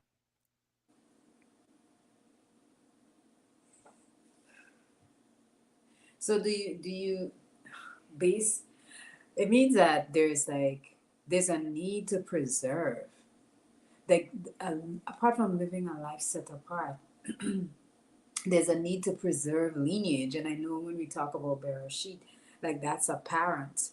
um but as you talk about that, I think about, yeah. Yeah, but what's the lineage? Sometimes it's not about preserving, it's about reestablishing, correcting. You know what I mean? So it's like, what do we? Because that's a part of what I said in the podcast last night. Some of us are trying to preserve traditions that we think are of our lineage, and they're rituals that got nothing to do with our lineage. Gotcha. You know what I mean? So I think that's when it comes down to the fundamental values. That's why I asked, like, how do women really identify each other? Like, what is it that you connect on that you could say, yeah, like I remember a couple years ago I was somewhere and I was with a couple of my brothers and my cousin came through, my young cousin. Now I don't really like he this side, I don't look like him, right? Voices don't sound like nothing. And we were talking about something. It was a boxing fight. And there was another dude that I don't remember even who he was referring to. The first thing my cousin said when he walked in the room was, yeah, yeah, he could fight. That dude could fight. And I think the guy we was talking about was either a singer or an actor. It had nothing to do with that. And one of my close friends was like, "Yo, I know y'all are family. I know y'all are family because all y'all talk about is fighting." And I thought it was because I didn't know. I'm like, "That's come on, man. I talk about other stuff." I didn't realize that, but that may be part of the lineage. Like, okay, well, y'all come from that Ogun energy, and it's just there. So I think it's important to kind of look at, like, what are some of the primal fundamental things that we recognize, and should they remain in the lineage? Should they be evolved to something else? Everything doesn't need, your grandma's famous pork cube and macaroni recipe. Maybe it's time to get that out the family tree. you know so I think those things are important as well. Or even, again, many of us have a lineage inside of our families of masculine, headstrong females and quiet, depressed males, you know, and we have to look at like, is that something we want to continue on? Is that something that we want to carry on? You know, um, something as simple as this: I've never let any woman that I deal with yell at any of my youth. You cannot. I mean, you need to raise your voice. You need to holler. I totally get it, but you ain't gonna be yelling at them, especially the boys. You ain't gonna yell at, especially the boys, even more so than the girls. You know, the same way, like you ain't gonna put your hands on these girls, but you ain't gonna yell at them boys because that creates a when you yell at boys, they develop into males, adult males who are very timid. And a timid adult male supports feminism because he becomes inwardly timid and outwardly emotional, because he's been beat down inside. So those are the guys who are your typical gangbangers. They're highly emotional and they're supported in that emotionalism because women or females tend to be attracted to them because they have that unpredictability and that dangerous aspect about them. So it gets supported, but inwardly they're super timid. So they never really truly achieve anything in life because they're really afraid of life because they were yelled at so much and abused by their mothers emotionally that they're inwardly very timid. You know what I mean? So that sometimes is a lineage and legacy that we think are cute. Like, oh, she always getting on them boys' cases. She always, and like it's almost like that's a part of black life. True. You know, True. It's a. I would go as far as saying it's a generational curse, and it stays. Like we think about just behaviors and actions, but some of those actions are encoded in the bloodline, in the blood, and it makes and this is not to say we don't have control over it, um, because I think we do, because we could see the dysfunction. We could see the trail of dysfunction in the history of our family lineage. Um, maybe not though. mm, Do we really see all the dysfunction, or do we just consider it to be like, okay, the strife that exists, the gender war that exists between male and female? People normalize that because you normalize it whenever you say things like, well, you know how men are. So that means it's normal. That's just we just born to be screwed up. We're just born to cheat on you and beat you up and kick you out of windows. And you're just born to be crazy and emotional and irrational because you know how females are. They crazy. So I think that we don't see, some of us don't see the dysfunction. We've made it a normal sort of experience, because what is our reference point? The average person, and when I say person, the average Negro in the West, what is their reference point to really to contrast what's sane from what's insane? You got Negroes next strong gonna be eating food they got no business eating. We ain't even talking about why. Let's forget the why. I'm not even gonna say why they doing it. And why would you, if you want to give thanks, why do you got to eat to give thanks? Wouldn't it be the opposite? I'm so thankful that we're going to fast for 24 hours to show that we are just that healthy. You see what I'm saying? All of that is just insane. It makes absolutely no sense. And then you're going to lean back in your chair, falling asleep from all that food you had no business eating, and watch a bunch of slaves run up and down a football field and kick a pigskin, you know, through a giant Y or womb. wow.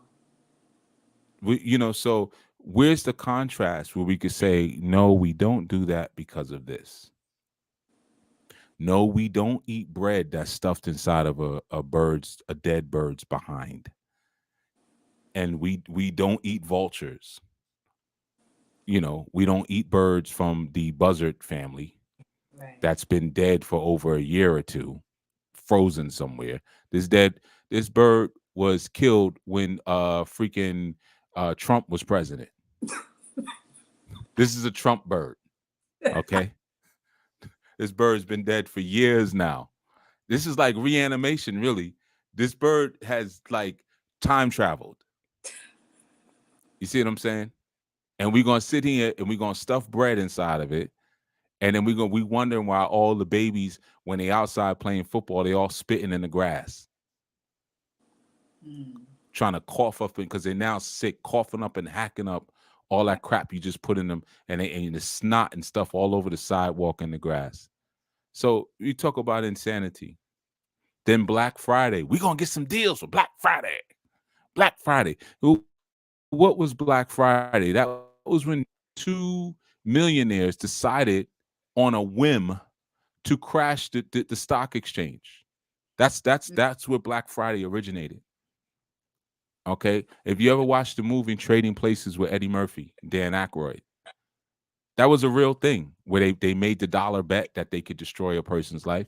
You had two guys who actually that's who did that, and they crashed the stock exchange, and people would jump windows and everything, and it was called Black Friday. And then it was later reinstituted in Philadelphia. I think it was in the 70s or 60s, where they would it was this football game they used to do, very religious, and it was this big competition.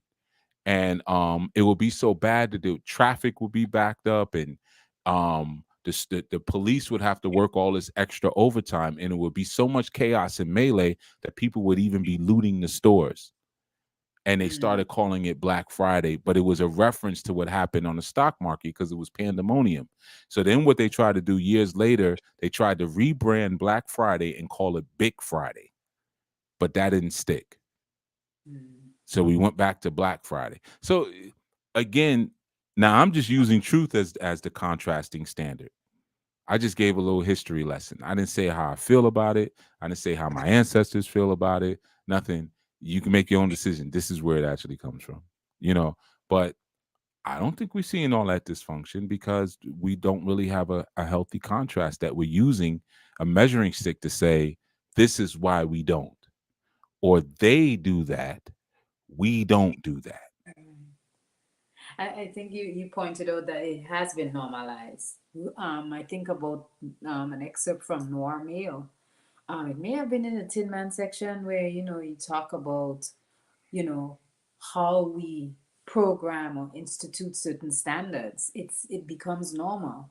You Hmm. normalize this thing, and so now that what is normalized becomes the standard or the culture for a group of people, Right. even though they have no idea what it is that they're doing and why. They Because just they know don't that care. they do. You know. They don't care. That's why. We keep thinking that the reason why they do these things is because no one has woken them up to the truth. Right. They don't care. And that's when you have to start learning that all skin ain't kin. You see, just because you drop some genius, in the pool of something that looks like you doesn't mean something beautiful is going to grow out of it. It might just sink down to the mud. And half the time when you're trying to work with these people, these deadheads, what you're giving them is just sinking to the mud. Or you go into your family's Thanksgiving and you say, you know what, I'm here to see everybody, but I'm fasting, but y'all enjoy your meal. Or I brought my own salad. They just looking at you like you a fool, because you are a fool. Look at this dummy over here. Like we really paying attention to you. Man, pass the peas and the gravy. Ain't nobody paying attention to you and your little funky salad. And no, don't leave. You could take that tray. You can put that right back in the back of your car. You can take that. We good. We don't want none of that. That's taking up too much room on the plate. All them leaves. You know. All of these. That's funny. That's funny, but it's a reality. It's true. And then the people who join have to know, ask themselves, well, why are you there? Why are you there? Why do you think it necessary to maintain a celebration, even though you're coming with your vegan or your plant based or whatever? Um, I think what's important is to pay attention to the fact that you're still attaching yourself to that event or the experience. You know That's why? why. It's the female. Only females do that. Dudes don't do that. Females do that. And the only dudes that do that are sissies. Those are dudes who walk around with man buns Okay, those are the only ones that do that. And you know why? Because they're pulling on female nature. Okay, and female nature is just what we were talking about earlier, is that I was created or built in relation to. So my whole family is getting together, my little nephews, my nieces, my this or that. I want to be with them. I want to spend time with them because that's what's wired in me. There's nothing wrong with that. Right. You see? And unless you have we go back to the subject still, women need direction. Unless you have a man, because I'm the man who's always been like, no, oh, my cousin is flying from I don't care nothing about your cousin. My cousin's flying. Oh, my grandmother's gonna be at Thanksgiving this year. She's getting up there. This may be her last Thanksgiving. Oh well, it probably will be because she eat that garbage. Oh The only thing gonna be God. left is her soul. She eat that soul food. So for me, hey, I tell her like it is. Like, you know what I mean? Like I tell any woman I ever deal with, I am not your friend. So don't come in here thinking you just found a friend. I'm not here to be your friend. I'm gonna tell you what it is like it is. So but I can sympathize and understand you are a social creature and you want to be surrounded by love and you want to give love. So that's why I think a lot of people attach themselves to it. And then of course when you have that feminine nature, a lot of times they don't want to offend. That sense of subservience is there. They don't want to say, you know what, I'm not going to come on that day, but I'll come the next day. Hmm. Or why don't you come to my place? I'll do a nice dinner or something like that because they're afraid of how that's going to rock the boat and who may not want to be with them as a result. If I say this, my mother may stop talking to me, or my cousins who I'm so cool with. We have a Thanksgiving tradition. We go skating or something, or bowling after we eat, whatever. I don't know, whatever stupid thing people do. But I'm afraid to lose that because I am a social creature. Whereas us dudes, we just be like, F it. Right. That's the end. Like literally, that's what we'll say, F it. But your granny gonna be man, I'll go swing by and check my grandma. I already checked my grandmother. She good. End of story. Well, your little nephew's gonna be so. We don't really care about little nephews and nieces until they old enough to do things that we think are interesting. You know what I mean? So what? I ain't gonna be sitting at the children's table and stuff telling them stories. In the words of Bernie Mac, F them kids. You know what I mean? So that's what I'm saying. Like, it is what it is. So that's that feminine spirit. And it's been weaponized against her own good. Because there's nothing wrong with that, but it's Right. been turned against her. Mhm.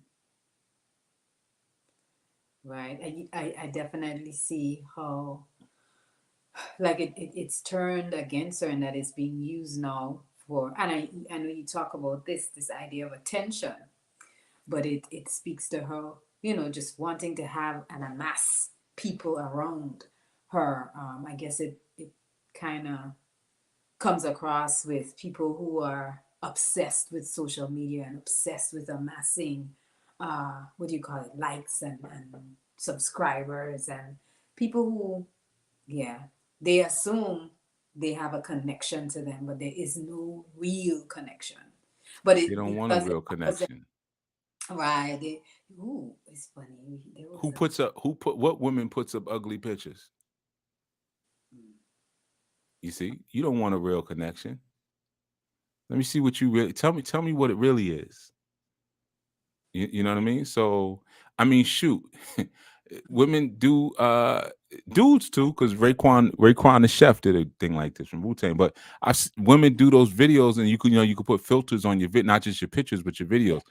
But what's so funny about those filters, and this was the last time, maybe they updated because I don't really be on IG and other stuff like that.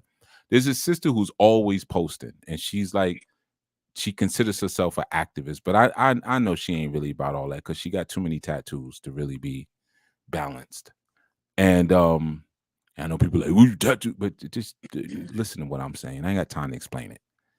So yeah, one time I seen her put up, because it takes a second for the filters to kick in. mm, And I saw her real face. I said, "Oh, that don't even look nothing like you know what I'm saying? Like this is a 4-year-old woman, Oh. but with the filter, she's about 31.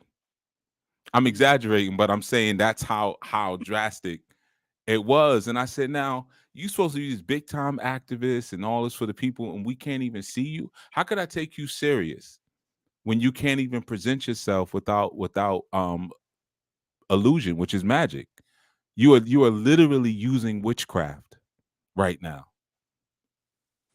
Those are illusion spells, but you're using it through technology, using illusion and glamour spells through technology, and I'm supposed to take you serious. You don't want to connect with me. You're trying to put a spell on me. Right. So, I remember there was I think it may have been top tier speakers many moons ago that brought up a conversation. Maybe have been in the chat. I don't know if it may have been a Chi Speaks from Yeah, it must one have of been real these. powerful the way you recalling it. So what was it about? Nothing. It was very powerful. I could tell. Um, what I'm actually remembering is the question that she posed, which was, do sisters who express that they want to meet or connect, are they really interested in connecting? Because I think she was saying she'll meet people and they'll express, okay, we could meet and we could do this thing, but then when you follow up, there's actually no activity on it. But in the virtual space, there is. Well, if you spend this much time in the virtual space that we have, because it's been we probably have to go back to at least over 20 years now, well over 20 years actually, if we go back to AOL chat rooms, right? When we first started having these virtual experiences, it was on. You need some more water? Yes, Just, yes, yeah, I see you coughed up a little piece of your lung. Little pieces came up in your mouth. no, So no. I saw it pop up in the camera. So the thing is, I mean, if you consider that we've been on this virtual thing for so long that we have generations that have now lost their ability to socialize. So I think there's a lot of social anxiety around meeting because I don't know. I mean, and not that I'm encouraging eavesdropping. I just have really good hearing, but sometimes you're out, and you may be out eating, and you can peep somebody on a date, and you can almost tell if it's the first date or whatever, and you'll see them both in their phones, or the conversation is super boring because people just don't really know how to communicate with each other anymore, nor do they feel a guilt of um bad communication, or that guilt of another person having to carry the whole conversation. And I think that comes from years of not having human interaction. So I think that situation that Sister Maria is describing is just a product of that. It's a product of us being turned into avatars. We have taken over 20 years and we've designed the matrix. That's why no matter where you go, whether you jump from MySpace, then you jump to Facebook, then you jump to Twitter, then you jump to Vine, then you jump to Snapchat, then you jump to IG, then you jump to TikTok, you are carrying that same brand and persona. You make sure you carry that same brand and persona wherever you go. It's because you've created your own avatar. So if I was on MySpace back in the days and I know that I got a big scar on the right side of my face and I look better on the left side, 20 years later, I'm going to be on TikTok only showing my left side because that is the avatar that I've created. So the matrix is not something that um somebody created and put you inside of. You created the matrix yourself by pouring your entire life over the past 20 years into this digital grid. So now when someone says let's meet in person, you don't have filters. You don't have an avatar. So you've offloaded your entire spirit into the matrix. So I really have nothing left for you when we meet in person. I don't have how many of you have had situations where you had long lost friends you ain't seen in years, and then you found them on social media and you said, you know what, we need to get together. But then after you had a back and forth conversation, through a couple of texts on social media, you're like, well, I'm actually good now. Yeah. I see you when I see you. I guess there ain't really nothing left to talk about. You Right. see, because you dumped everything there. Oh man, I've been looking for you forever. How you doing? How's your sister? Oh man, remember we used to do this, we used to do that. You just dumped all of that content and information into the matrix. So why would I want to experience that in real time now? Because the matrix is always so much better than the real thing. It's like pornography. Real sex is never as good as pornography.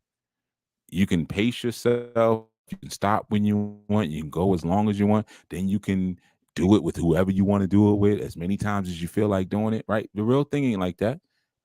The real thing be having smells, and flagellation, what I mean, and cramps, and drooling and boogers and stuff like that. Like all kind of stuff. You don't have that on pornography. So the matrix becomes, yeah, boogers. Sometimes, yeah, so you mumbling. Yeah, sometimes boogers. People get into all kind of stuff comes out. And you look, you're like, man, oh, that's how you look when you're enjoying yourself or whatever it is.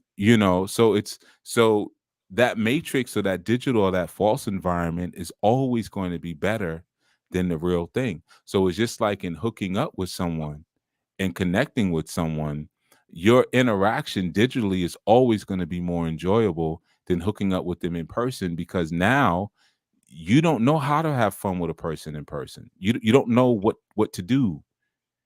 You don't know to say, hey, we ain't seen each other in 10 years. Remember we used to go around driving around the car with baseball bats and knocking people's mailboxes over. Let's go through a stroll through the old neighborhood. You don't know to say things like that, because what you'll do is be like, hey, I'm on Google Earth right now and I'm looking at satellite pictures of the old neighborhood. It's everything has changed so much. You see, there's no point. I don't need to meet with you because we could do all of this stuff digitally. And plus, they told me you got monkeypox. That's what they said. Oh my goodness. Nobody has monkeypox. Oh yeah, that is a thing. See, this is you see what's happening. You see what's happening. We talk about the King Alfred plan. This is the King Alfred plan. Keep them inside. Keep them indoors. You see, you thought they was going to be coming through the streets with tanks and they was going to be lining everything off and there's going to be robots in the street and stuff like that. You couldn't go. No, they did it without. You know how much cheaper they did. They did it with some misinformation. And even Joey said, hey, it's over.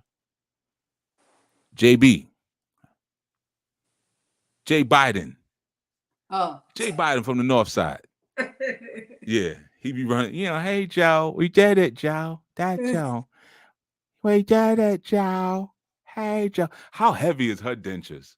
But anyway, so even though he said it's, hey man, I don't care nothing about none of these people. I don't care about none of these people. They ain't in my kingdom. Hey, my president. My president Fela Kuti. That's my president. I don't know these people. So what I'm saying is, Back pocket. you know, they have established this on purpose. And when I say they, the government, because like I said, I don't like saying that they thing too much. So there's no point meeting in person. So that means also if I have the pornography, then I also don't need to procreate. Right. So there's population control that's associated with that as well. Right. You see. And then there's that. I mean, then you remove the ability to understand that pull and push between feminine and masculine.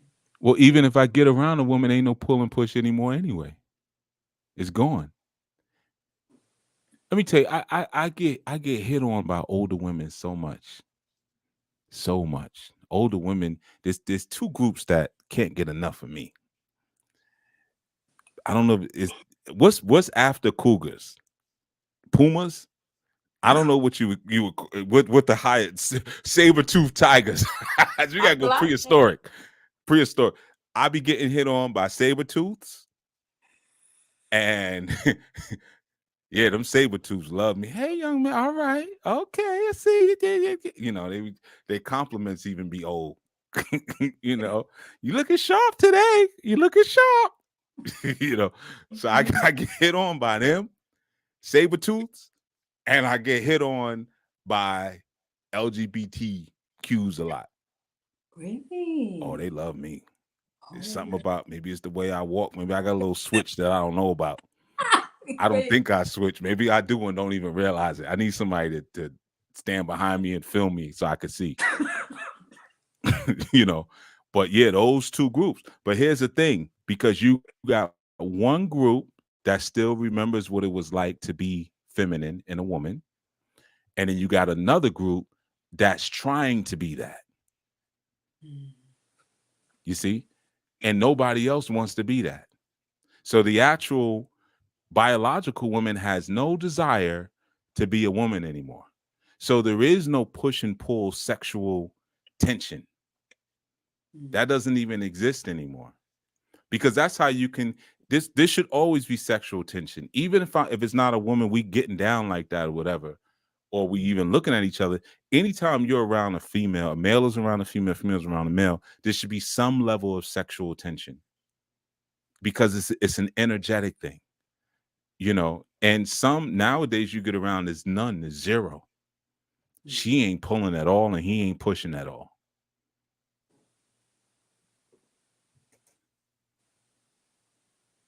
Yeah, this it's wow. This the bill turned into it morphed.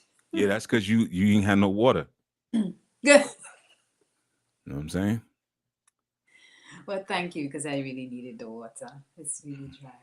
Hmm. Um, but I don't see. Well, I do see some things in the chat. I see a couple people mentioned tricking.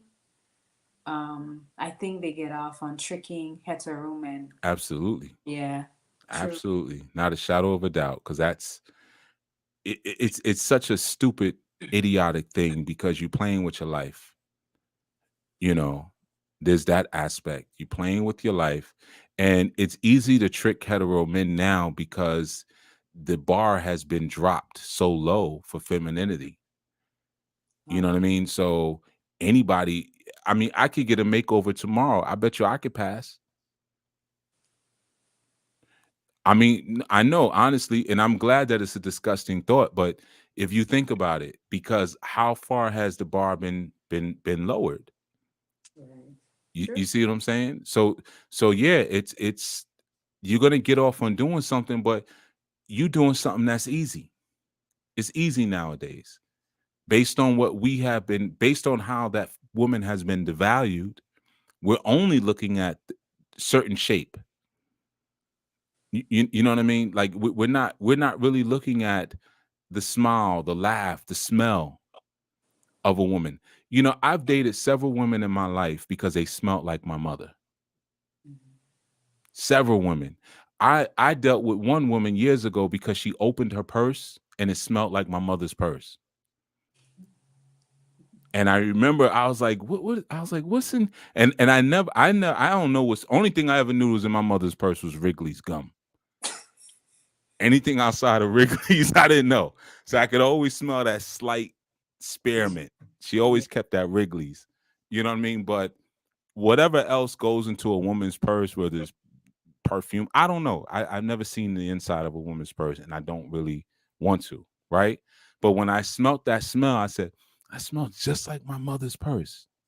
And all her purses had the same kind of smell, you know? Mm. So there's a mystique there that even as a little boy created or started to develop what would become my sexual tension with women and the things that I would look for. Some of those things, and I'm sure whatever my mother was putting in her purse, or her weed and her lighter and her bamboo paper, or whatever, mixed with Wrigley's and whatever other extra little stuff that they put in women, you know, what, and the leather mixed in with the leather, and you know, whatever that created, that's not something that I think is in the manual for imitating a woman.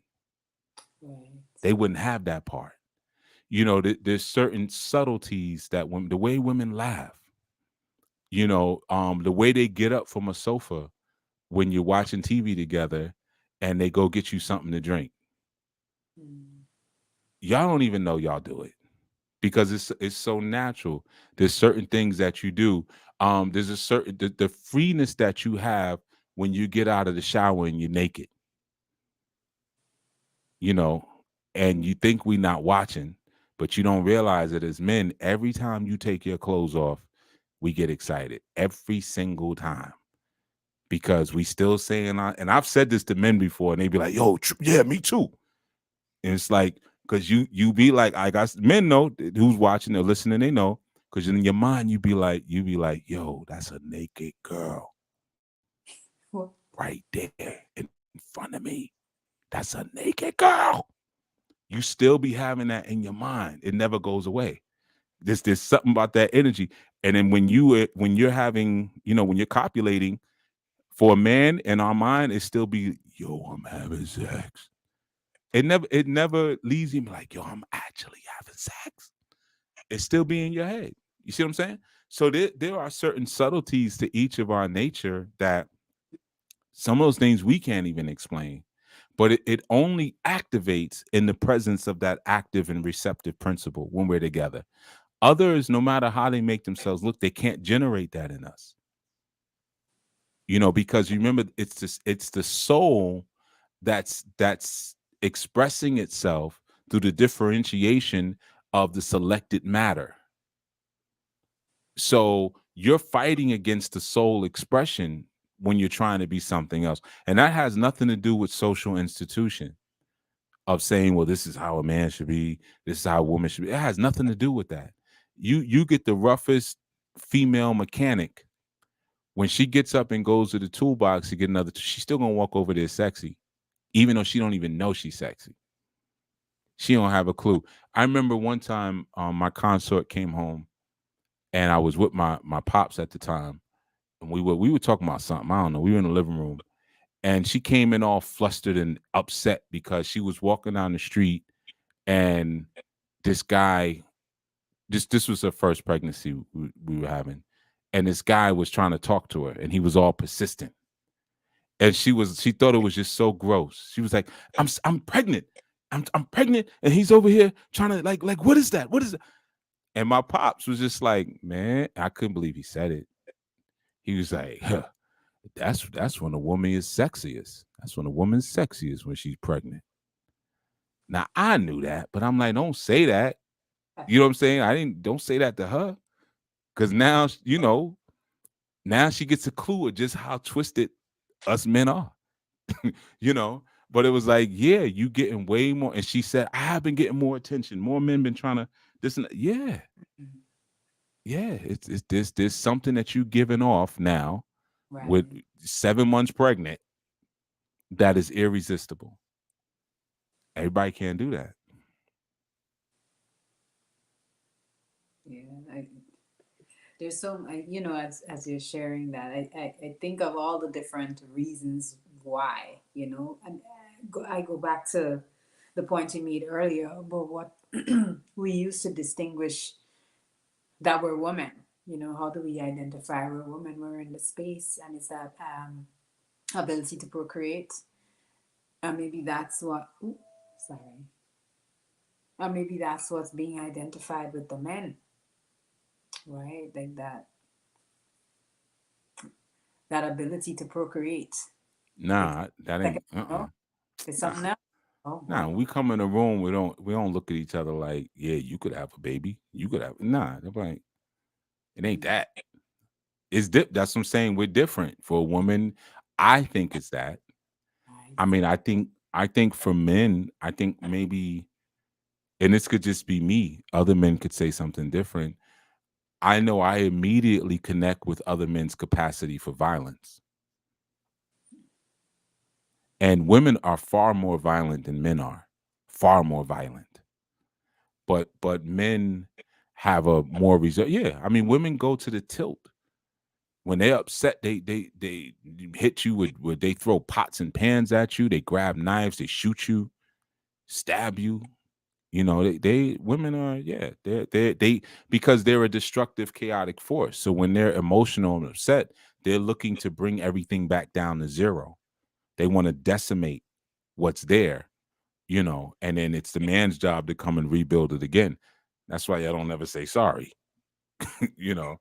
So women are far more violent, absolutely. But um I think, and it could, men may say something different. I don't know, but for me, it's the immediate capacity for violence,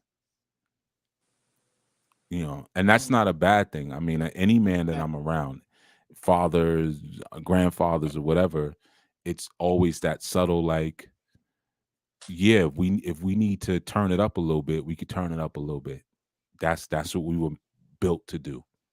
It's okay. Can you protect your family? Can you protect those around you? Yeah. Well, can you protect your family and those around you? But can you soldier with me? Mm. I had a conversation earlier today with a guy. I don't know what the heck he is. He's one of those racially ambiguous people, and I've been trying to figure out if he's Mexican or Italian or something. I don't know what he is. And it made it even worse today because we were talking. He's a trainer, right? So we were working with some guys, and then we he and I got into a whole conversation about fighting and different training techniques and stuff like that. And he was telling me the story when he was hanging out. You probably don't know who Zab Judah is, but Zab Judah is a fighter, and um you know, we were just talking about he was hanging out with his camp. And it was a whole long story. I ain't gonna tell the whole story, but we were talking about different fight styles, and I was saying, like, yeah, I like to train white guys. I said, because white guys are very obedient when I train them. Like, if I say, hey, go run 10 miles, go do 500 push-ups, they'll do whatever you tell them to do. But I said their movement is super awkward because most of the time they don't know how to dance. So we were talking about, because dancing is, if you look at the way people dance, it tells you how they're gonna fight. That's why, like, when you look at Mexican fighters, they're very jumpy when they fight. They have really good, any Spanish fighters, they got really good foot movement because of their style of dance is very fast and it's Mm. very jumpy and jittery. It's Telemundo, este loco. You know what I mean? So it's all that extra, you know what I'm saying? It's all that extra movement, you know? And brothers got a different kind of movement, you know, because the way we don't be dancing, we be diddy bopping when we walk. So if you look at the way that most black fighters fight, they fight like black men walk. And so we were just going through that, right? Mm. And he was telling a story about another trainer, old guy. He's a brother, but he was like, yeah, you know, I'll take the white guy every time. Give me the white guy. And then he asked him, he said, well, who would you bet on though? And he said, give me the Nigga. But he said the word. And I'm looking at him and I'm saying, can you say that to me? I don't know. And he was smiling, like we're laughing and everything. And I kept the smile on my face because I was like, I don't want to, turn into something else if I'm wrong and then offend you racially. But I don't know if you just offended me racially. I'm confused. And I still am. And I don't even know why I brought this up. I'm sorry. Because it's still in my head. It happened. It just happened a few hours ago, so it's still fresh. It was just a few hours ago. So why did I don't know. But yeah, man, men's capacity for violence, But yeah, you looking to see who you can soldier. Oh, that's what I was saying. That it transcends even racial things. So I don't know what the heck he is, but we sitting there for 40 minutes talking about footwork and fighting from the high guard versus the low guard, and telegraphing your jab and things like that, because we're enjoying each other's capacity for violence. And this dude is a cop, a Oh. high ranking cop at that. You see, and I don't. Well, I'm not going. Yeah, I don't mess with cops. Let me just say it out loud. Like, but we talking about fighting, and yeah, man, come on. So we're connecting and laughing on our capacity for violence. And can I count on you if somebody ran in this room right now who can stand back to back with me and make sure that we can make it home tonight? Right, right.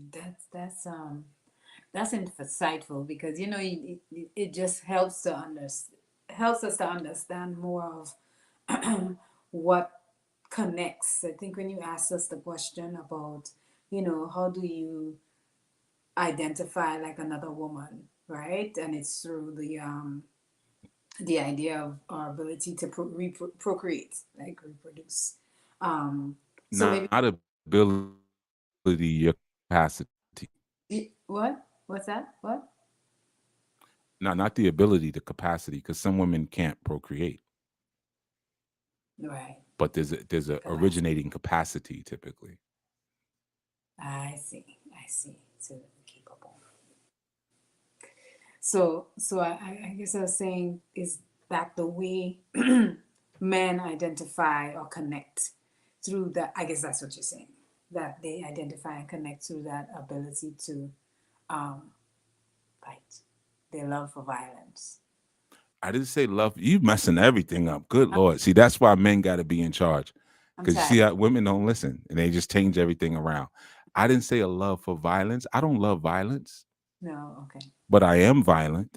You I are. am definitely a violent person. And I will connect with other men. We sitting here talking about fighting and stuff, and it's just a thing. It's Mm. not for people who really fight. I don't talk about fighting all the time like that. But if we start talking about it, if I'm talking to someone who knows how to fight, this is another trainer, it's like talking about music.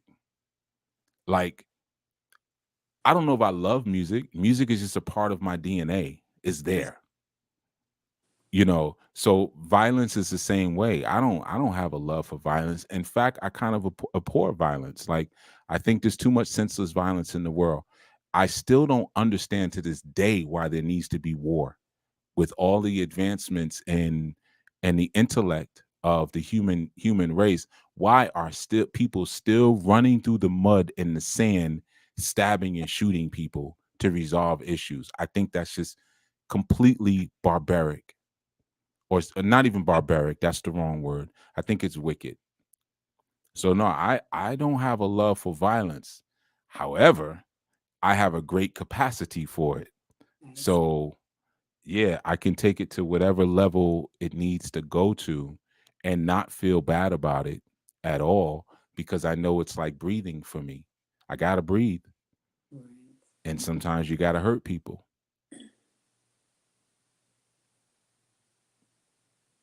You do. Yeah. Sometimes people got to be hurt. That's just what it is. It's life. It's a bit scary. Well, it might be scary to you because you're a female. It's supposed to be scary because you ain't supposed to be outside like that. Y'all were talking about that on your segment last night. Yeah, walking outside late at night. You ain't supposed to be walking outside late at night. What you gonna do? There's nothing you could do if I want to do something to you. Nothing. Nothing. You, Nothing. I don't care what you carrying on you. I don't care what little whistle you got. Whatever, I could do whatever I feel like I want to. The mace, I've been maced before, twice by police mace. So that it just police mace. The mace that we buy is just cayenne pepper. It's basically hot sauce. I've been hit twice by police mace. Now it did kind of shut me down a little bit. I ain't gonna act like I pushed through it, you know. But I keep it real. I got sensitive eyes. I may be big, but my eyes are sensitive. But yeah, Very. that. But if I really want you, if I'm crazed and I want you, or I want to pick you up and take you from one place to another, ain't nothing you could do to stop me. You can punch me and kick me in the testicles and all that stuff that you learn in your self-defense class. It ain't gonna work. And I used to teach self-defense to women, and I used to tell them, at the end of the day, I'll teach you these techniques, but if a man really wants you, he's gonna take you. So Yeah. therefore, your self-defense doesn't start with a physical engagement because you ain't gonna win that. Mm. Because you might just you kick me in the testicles, you might make me upset. You may not know how to run away from that situation. You may kick me and I'm in pain, but I already grabbed you. Right. I still got you. I'll recover while I'm holding you. So your self-defense starts with what train you take to go home and what car you sit in when you're on the train. Or do you buy your own car, or do you keep taking Ubers? Or do you say, I'm gonna have to sacrifice and buy a car because I can't be exposed out here like that? Right. What kind of job you take? When you walking down the street, do you walk in the middle of the street? Do you walk where it's dark and there's bushes? Do you walk outside when it is dark? So that's where it begins. But if I want to do something to you, ain't nothing you could do about it. Point blank. There's nothing you could do about it. True. All right. I don't see any chat, uh, Yeah, there was anything chats. that. They further up because they keep making fun of people and they laughing and having a good old time. But y'all face said something about the womb being a whirlpool and a leviathan or something. It was something. She said that is why the impossible over here get in the club.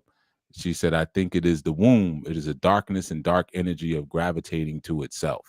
I think she was referring to what the women connect on. Uh, It could be the womb. Then she said, yep, the table is set up like an altar. I think she's talking about Thanksgiving. And no Thanksgiving. one eats until the God is acknowledged. hmm And then Efun Bola said that the Noir Mail book just came in the mail. Cool. I'm glad. I hope you definitely enjoy it and leave a beautiful review on it. It's a book that's needed for us brothers, man, because yeah, man. I'm not gonna say they're doing us rough out here because we got to be stronger. We got to move like generals. Too many of us move like soldiers. We just walking around waiting for orders. And you got to be able to mentally strategize, whether it's in your own family or whether it's out here in society. We all got to move like generals. Period. So that book addresses some things that a lot of people may not be so comfortable with, but it's just the truth. If you castrate the man, you can rape the land. you know and there's a campaign to castrate real men, and if you're able to push beyond that and survive that, then you become a part of elite crew of men. you know and that's something that women don't understand and never will, so it has to be spoken about among men. They can Mm. sympathize to some degree, but they're not the threat that we are, regardless of what they say.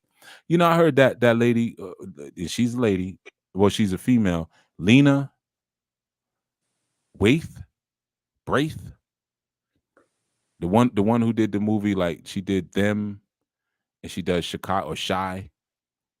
I don't know. I know she's part of the alphabet community, and she was talking about something, and she was talking about the attacks on black men.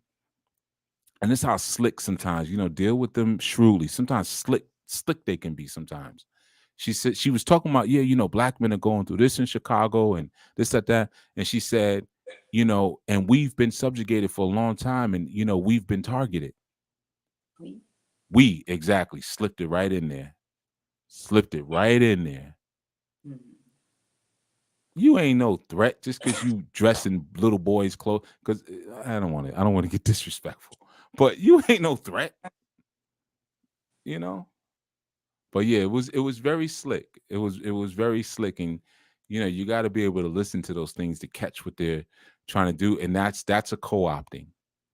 Just like you have those who will say, "Yeah, sister," and they got a big old 11-inch branch swinging down there, and size 14 feet. You know what I mean? Breaking up all the hills in the store. That's why you keep going to the store. You got all these returns. You're like, oh, these are clearance. These are cheap shoes, and all the hills is broken down. Yeah, trying to fit your big behind feet in there. So yeah, man. But anyway, so Sister Hava said the ones with dentures. I think she was talking about the saber tooth. Yes. Yeah, those too. Hey, man, hey, having dentures, that just means it's a cycle of life. What's that song in Lion King, right? The cycle of life is something like circle of life. Circle of life. Yeah, you at the other side of the circle. You getting you getting closer to 12 o'clock again. The clock is flipping over. Um, yeah, I'm just going through your things real quick so you can close out. Cause come on, let my people go. Yeah. Pharaoh, it's time to go. It's late. Come on. Yeah. It's swag surf. I don't know what that is. Or stay ourselves in the house, right? All right, you got it. Let's see if you can make it without, you know, whistling, because your throat keep whistling. No water. There it is. Yeah, well, that's it. That's it for our bill this evening. Thank you, Chief. Thank you for coming on. Thank you You're for more listening. than welcome. Um, you know, we start off our bills one way, and then you take, like you peel back layers, and you give us so much more to consider. And I really appreciate that because that was a charge from Young Rishan, the charge to be more transparent, to really speak about what it is. Um, and I think it's important that all the aspects of our conversation tonight really spoke to what it is, what's really needed. And some of the issues that we're actually having or seeing, right? Because we may not necessarily have those in our community, but we do see some reflections of it in, you know, the world, the world. But it was great building with everyone. Thank you for coming through. Um, and enjoy your Sabbath, everyone. Rest well. Chief Yuya, rest well. And thank you again. Sister Yafi says, give thanks. Fun and edifying entrance into Sabbath. Yes, indeed. Peace, everyone.